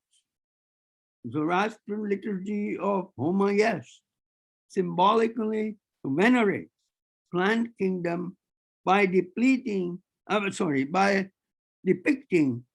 Homa plant as a source of good health and prosperity. The respect for animal life is inherent in a later Zoroastrian text, Shayas Lashayas, chapter 10, that clearly elaborates abstention from wanton slaughter of any animal species. The fundamental principle of unity and interconnectedness of natural elements of creation is embedded in the tenets of Zoroastrian faith.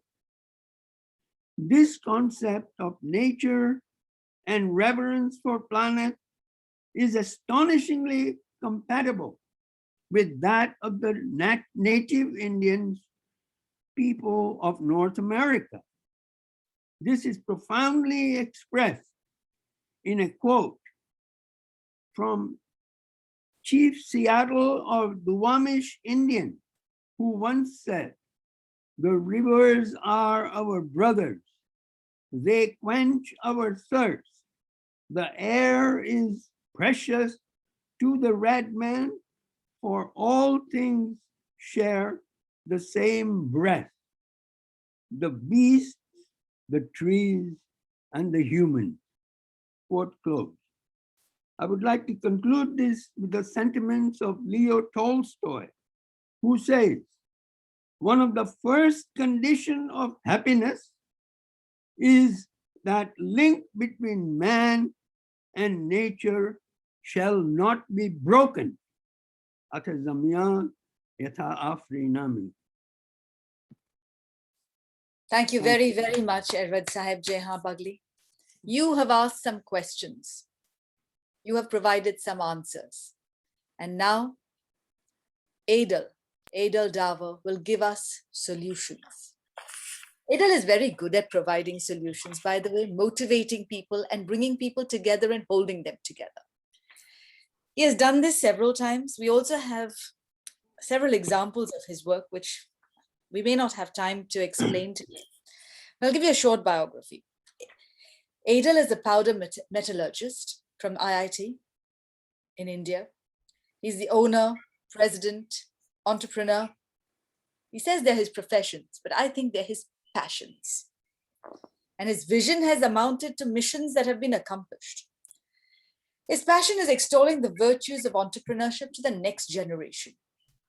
He's currently the global president of the World Zarathushtri Chamber of Commerce, the ZFN, the Zoroastrian Faculty Network Core Team, and trustee of the Zarathushtri Entrepreneurship Development Foundation, ZF, which gives out loans at 0% interest and helps people to grow. Edul believes that today's global warming and environmental challenges and the United Nations Sustainable Development Goals can only be solved by entrepreneurship. And interestingly, he works at entrepreneurship, inspiring other people to do this at multiple levels. So his work has ramifications through the network. Over to you, Edul. Thank you, Karishma. Hello, friends. Thank you for inviting me to share my experiences related to global warming and caring for the environment. My focus today will be on walk the talk. Congratulations, Rashneh, on the very practical actions taken and the results obtained. One way Zarathustris can make a real significant impact is not just by talking about it, but by walking the talk. We can make an impact one Zarathustri at a time. Good thoughts is great. Good words is terrific. But good deeds is far more important. I would like to relate my journey and the impact of using solar energy in electric cars. In 2010, solar was getting good publicity, and I started looking into it. Driving in our town, I saw a sign on the lawn, solar energy by GeoPeak Energy with a phone number. Normally, I would just take the phone number and call later on. But for some reason, I decided, let me talk to the owner and see how satisfied he is with the solar energy. So I walked up and knocked on the door. It turned out to be an Indian, AJ Jawan, a Bora from Mumbai who loves Parsis.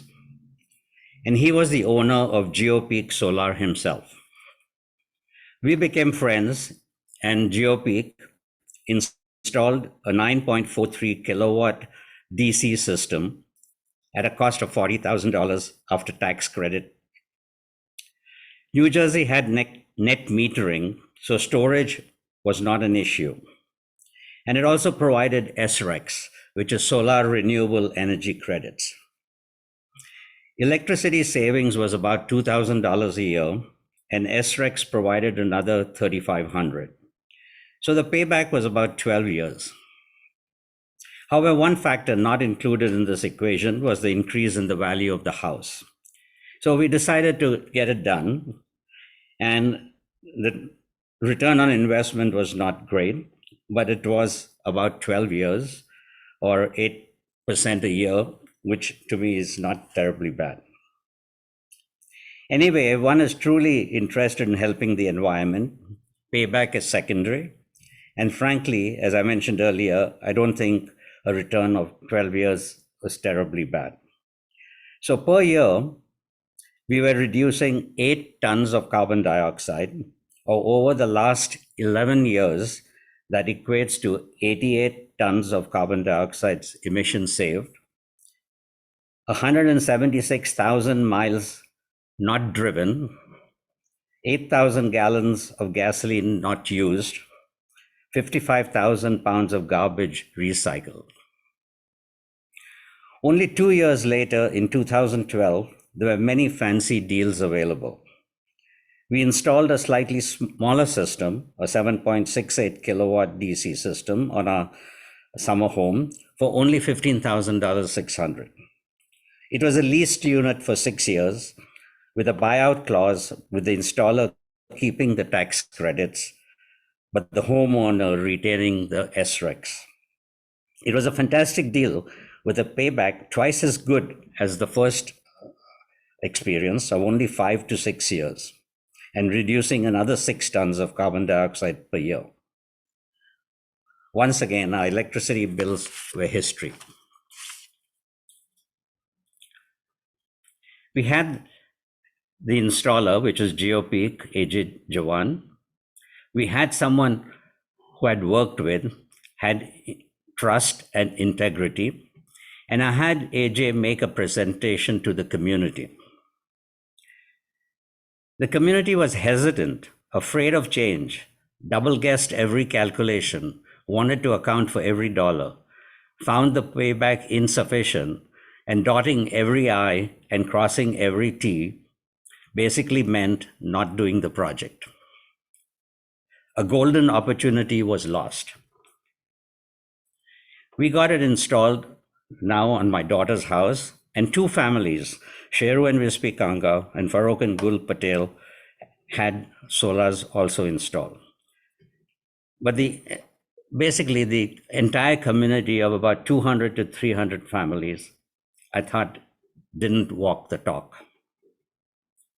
We already owned a hybrid car, but were in the market for a new car and decided to buy a fully electric. Folks, having an electric car is good, but you're still using electricity made from fossil fuel. Thus, the best combination to have is solar on your roof and an electric car, which is using the electricity generated by yourself. Electric car estimates savings of 6 tons of carbon dioxide per year, and now we hardly ever go to the gas station. So altogether, between the 2 houses and the electric car, individually, we save 20 tons of carbon dioxide per year. Now, if each of us did that, we don't have to wait for big corporations, government, or everyone to do stuff. We can do it ourselves. The New York Daver was opened in 2016. Yasti, could I have the first slide? In 2017, this is the New York Daver, a very beautiful facade.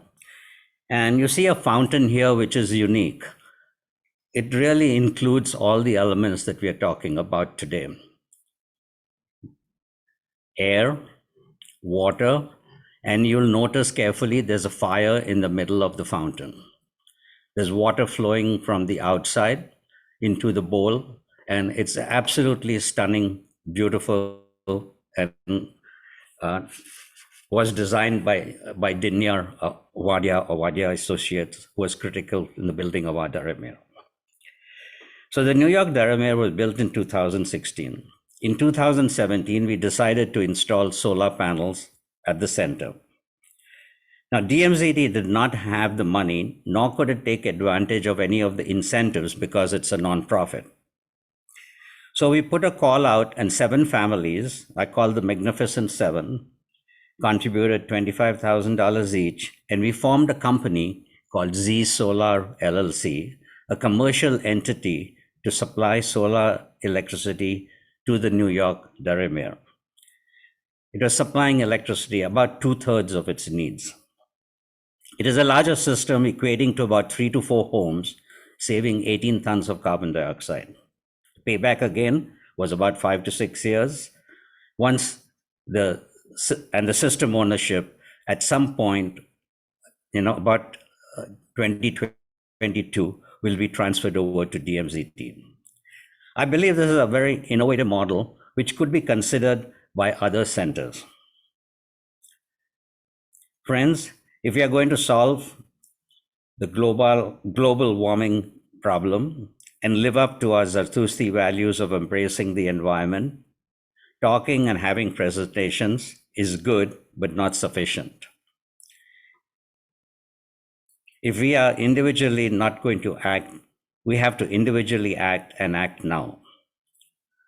As mentioned, I think the best combination is solar on the roof combined with the electric car. It's going to get there, but we can start now and do it ahead of the curve. We have to become entrepreneurial, be innovative, embrace change, take calculated risk, and don't make it into a financial overstudy. Act now. As I mentioned before, we must walk the talk. In conclusion, as Karishma mentioned, I would like to argue that global warming and the United Nations Sustainable Development will only be successful with thousands of creative and innovative entrepreneurial initiatives. Thank you. Thank you very much, Edul. Beautifully put together, nailed it completely. Edul raised a very interesting issue, which has been also raised by the great entrepreneur, thought leader, Mr. Rohinton Revetna and his wife, Roshan Revetna. And today, to complete our section, we'll have a message from Mobed Mehraban Firouzgary, which is quite profound. I'll take you through it. It'll take about 3 minutes or so, in which he says he's questioning us in different ways. And he also brings us some of the texts. So Mobed Mehraban Firouzgary is one of the most highly respected, senior-most Zartushti priests. He also teaches students and priests of the faith. He is an industrial engineer himself, an electronics engineer. He is lauded for his articles on several aspects of Zoroastrianism and serves as a marriage registrar for the Zartushtis in Iran. He has been a most respected representative at interfaith events globally. So we have Earth Day coming up. We've talked about individuals working. We've talked about the texts. Edul talks about bringing people together. We have several important people on this session and many more will listen to it in the future. So Mobed Firouzgary says the yasna and all other avastha and the entire aspect of creation are revered. We've heard that to the extent of worship. Thereby our devotion is required to their maintenance.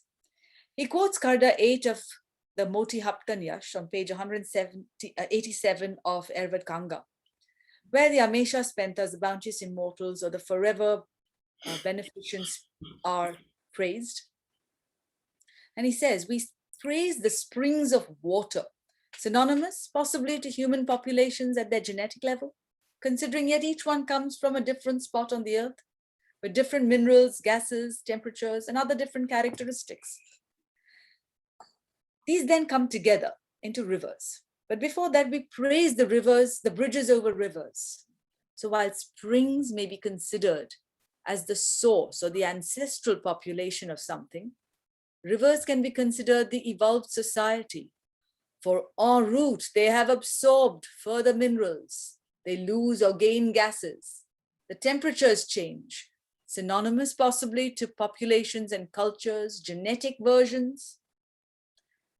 The rivers, bridges, that means the waters that come between rivers, make possible the mixing of otherwise two separated lands, which could otherwise become foreign to each other. This is meant to make the mixing of cultural exchange or intermarriages and other mixing of information possible, synonymous to roads, seas, air transport facilities these days that bring the world together. I would probably add maybe Zoom and other such features. So such exchanges are praised, Mobed Sahib says, contrary to our short-sighted, dictated religious beliefs.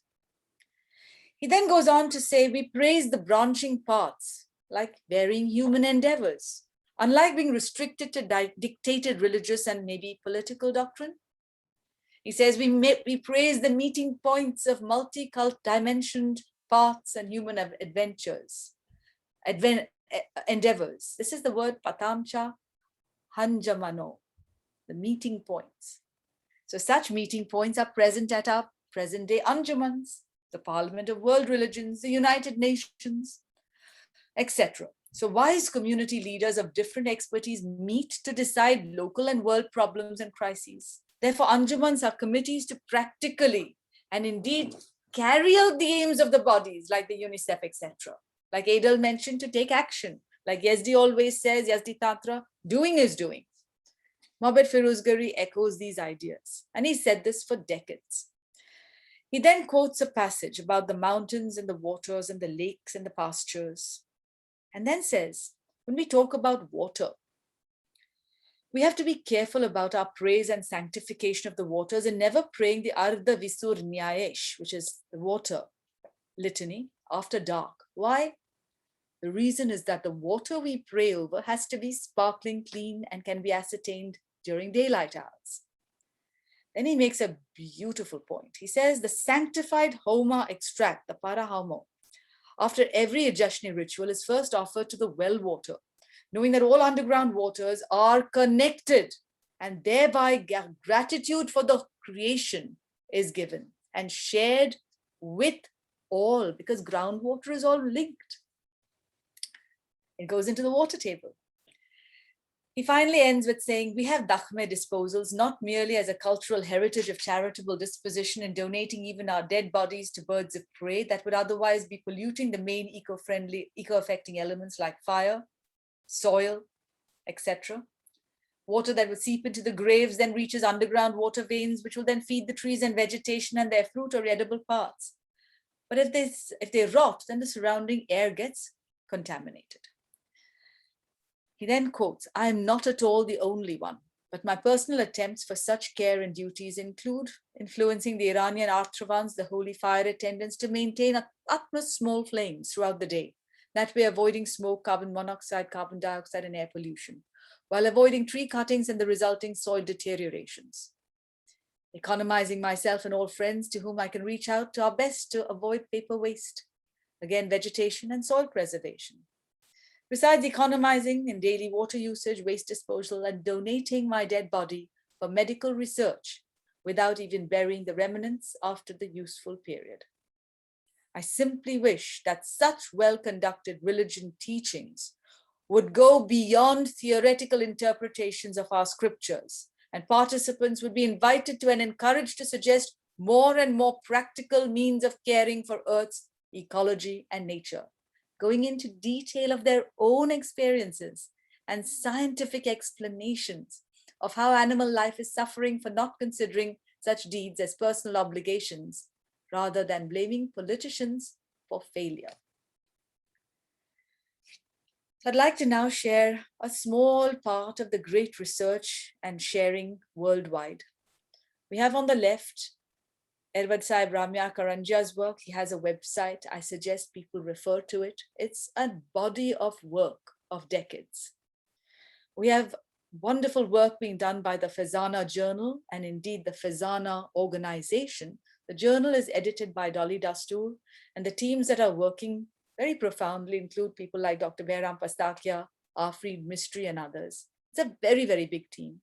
And that December issue of 2020 talks about the stewardship of the environment and has researchers from all over the world who have contributed. We then have on the top right, the pledge by Dr. Shehnaz Kama on the 21st of April, 1999, made at the National Consultation of Religion and Conservation in Godrej Bhavan, New Delhi, where it was the Zoroastrian pledge. She will be hopefully talking later on in the year, possibly, and she will talk about it to you. And then at the bottom right, we have Noshir Dadrawalla's, just an example of his work on Khordad, which has been published recently in the Parsi Times.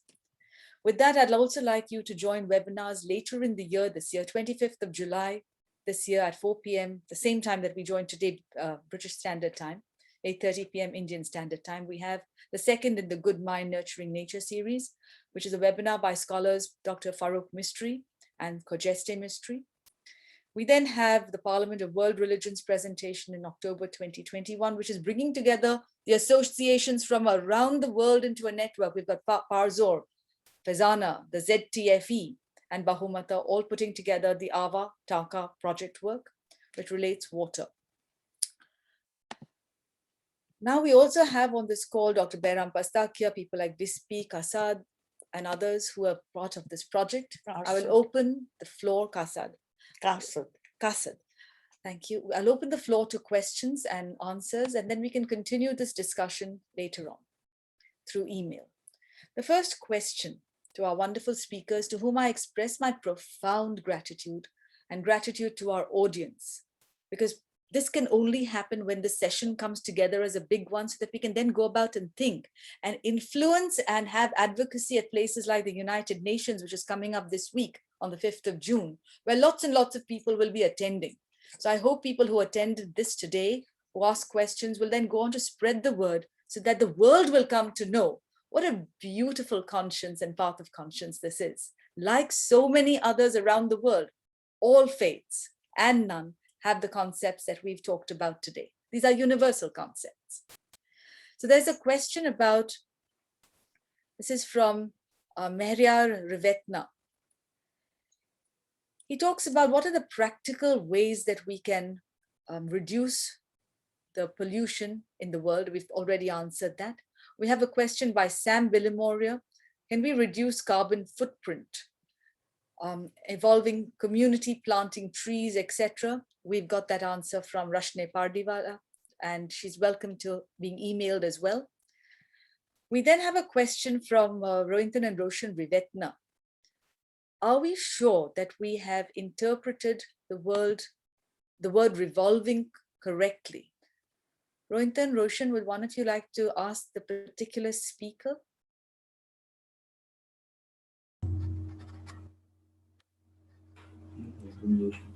May have been Ramiyar who spoke. Yes, I was really amazed when I heard Ramiyar say that in the scriptures, the earth was defined as, quote, revolving. Really amazing that, thousands of years ago, did we really interpret the word revolving correctly? I wonder if Ramiyar is on the call still. Oh yes, his dedication is not time dependent. Thank you.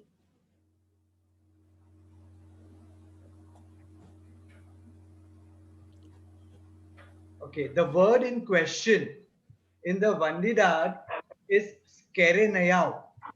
And in all the translations you will see, even the English word screw, you know the movement of the screw, that English word screw has also come from the Avesta word skerenayau.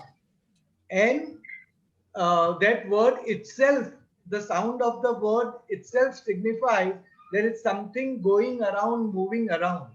So that word skerenayau indeed means rotating and revolving. And almost all the translators have given that translation to this word that is there in the Vandidad, and it is an accepted translation. Thank you very much. Thank you for that very, very pointed question, Roshan Auntie. We have a comment from Rohinton Rivetna. No, Rohinton Mehta. Now, Rohinton is a scientist, an engineer. He's working with the Wheels project. He does a lot of philanthropy. He says in many cases, wells may be running dry during summer months. Why not practice roof rainwater harvesting systems that are now so well developed? So if anybody would like to communicate with Rohinton via email, I'm sure he'll be open to it. He's on the Wheels project, WHEELS. There are some interesting comments from Saurabh. Karishma, excuse me, that's Rohinton Mehta, not Rivetna. Yes, Rohinton Mehta. Thank you, Edul. Thank you. Rohinton Mehta is also working with Edul and Yazdi and parts of the Zoroastrian faculty network team on educating children in India. They also do all their work independently. So the concept of education, entrepreneurship, philanthropy, sustainable development, communities will all come out slowly in all these discussions. But I'd suggest you read, you research, and then each one of you will then be able to add to the network. So that as you contribute to the network, a very interesting quote from the Zoroastrian faculty network a month ago from a gentleman, a professor called Noshir Contractor. He says, ask not what you can do for the network. Ask not what the network can do for you, ask what you can do for the network. And he says, networks build us. So when you read and ask questions, also suggest answers. Saurabh says, very powerful speech on meditation and breathing to activate the pineal gland. So that's interesting. People appreciated that. There is a question from Sam Billimoria. He's addressed it to me, but I think he means it to everybody. He says, can we on weekends and vacations persuade youth from our colonies to volunteer? Mr. Sam Billimoria, are you still here? If you want to unmute yourself, please do.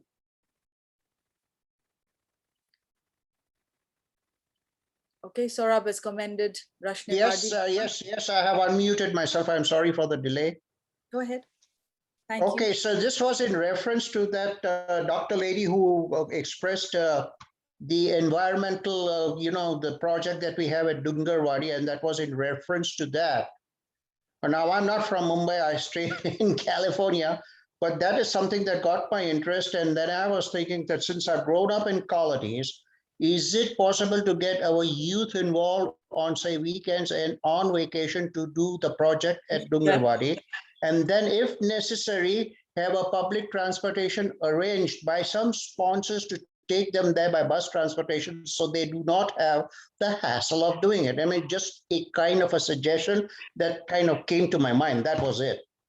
Well, that's very valuable because somebody can always pick up on an idea and then implement it. Talking about the rainwater harvesting, we have Vispi Kasad here. Kasad.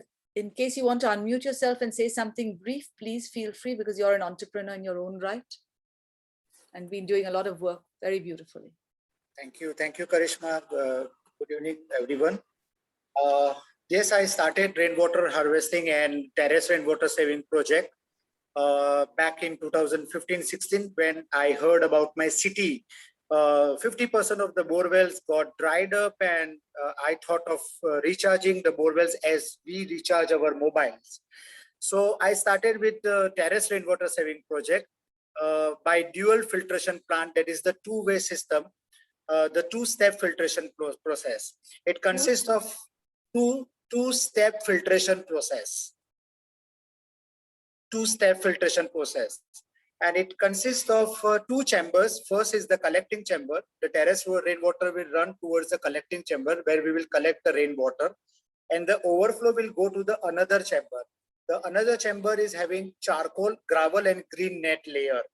So the water passes through the charcoal and gravel, and then it goes to towards the borewell, and we can get that water reach at underground at a depth of 180 feet from the ground. So this I started and I have been doing since last 3-4 years. Recently in this week, I did 4 projects on it, and till date, I have done 36 projects on terrace rainwater saving projects. Thank you very much, Vispi, for that. It's important to bring out that Dr. Behram Pastakia is bringing together a lot of people and with Vispi and Shehnaz Kama to elaborate on this. So entrepreneurs, if you have any other suggestions, please put them in the chat box. This will be put together to the Parliament of World Religions in October. And Afreed Mystery is working behind the scenes to help this happen. Yes. So gratitude to her and Shehnaz. Now so thank you, Vispi, for that comment you put in the chat box. Pleasure. There is an interesting comment from Zarrir Sahib who says, there is a Behram Yazid Victorious Jashan on Tuesday. Please feel free to join.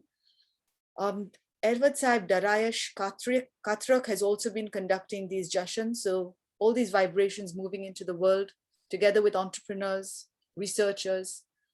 There's a comment from Rebecca Giannin. Now, Rebecca approached the Zoroastrian Trust Funds for Europe saying that she has a project that she wants to do to study Zoroastrianism.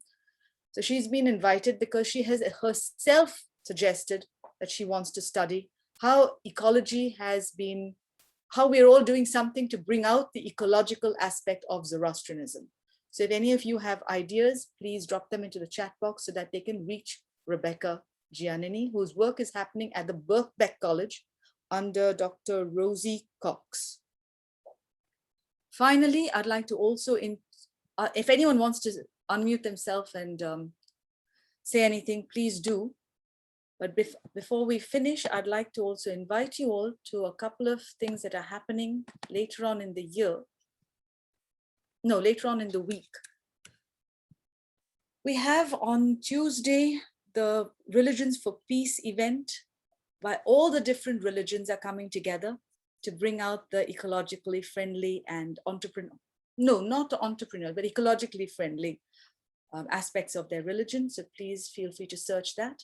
We also have on Saturday, the World Zoroastrian Organization, the WZO, with an event in London. If you have other events around the world, please share them with everyone. Anything else I'm missing out? Anything else anyone wants to say? If not, I'd like to express my gratitude to all the speakers for staying so long, to Yazdi Tatra for staying up so long, all the people in India. There's a lady from Singapore, Auntie Rashida Todiwala, thank you for being here. I think that's it. Oh, there's a question.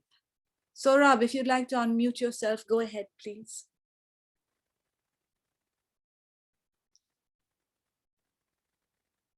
Okay, Saurabh, I'd like to ask your mom her views on meditation involving breathing, which activates the pineal gland and the third eye.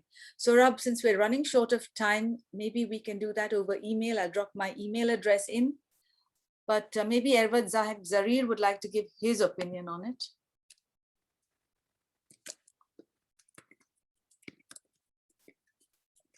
Thank you. Yes, Saurabh, go ahead. Yeah, because your mom was speaking about the meditation involving the pineal gland, and due to breathing, it does activate the pineal gland and the third eye gets activated. And that is what basically Buddha was teaching thousands of years back by breathing. The concentrated breathing activates the pineal gland and thus gives very good peace of mind to the body and mind. Thank you very much for that comment. Saurabh, I've dropped my email there. If anybody else has anything to say. Zarrir Sahib, are you there? No, I think he's definitely gone. Ramiyar Sahib, I'd like you to please end with a spiritual comment, if you'd like, on breathing, entrepreneurship. Entrepreneurship cannot happen without knowledge. Sharing of knowledge cannot happen without integrity. A very key Zartushti concept. If you've got anything to share with us on this, please.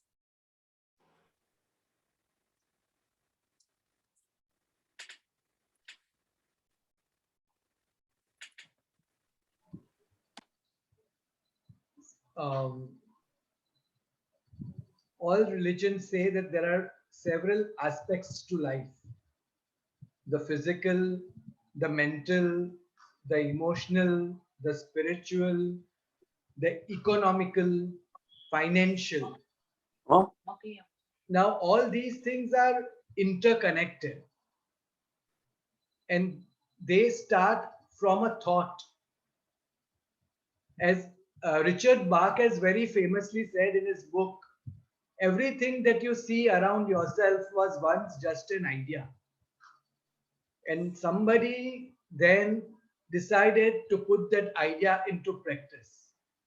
So that is the key essence of entrepreneurship, that if something is good and if it is benefiting the world, and the Zoroastrian religion has the beautiful concept of spenta. Spenta is a part of a compound of many beautiful Western words like Amesha Spenta, Spenta Menu, etc. And spenta means benefiting. So if there is a good idea which is benefiting humanity, creations, individuals, and of course in the creation of wealth, because even that will go further in the betterment of the world, then of course the person is doing something which is connected to the good mind and which is spiritual and which will be helpful to the world.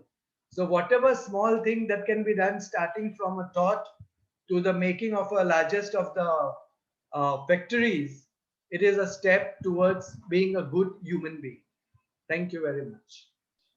With that, I'd like to express my gratitude to not just Ramiyar Sahib, all our speakers. Thank you for staying on, and our immense gratitude to Mr. Yazdi Tatra for making all this possible. Thank you. Yazdan Panaba.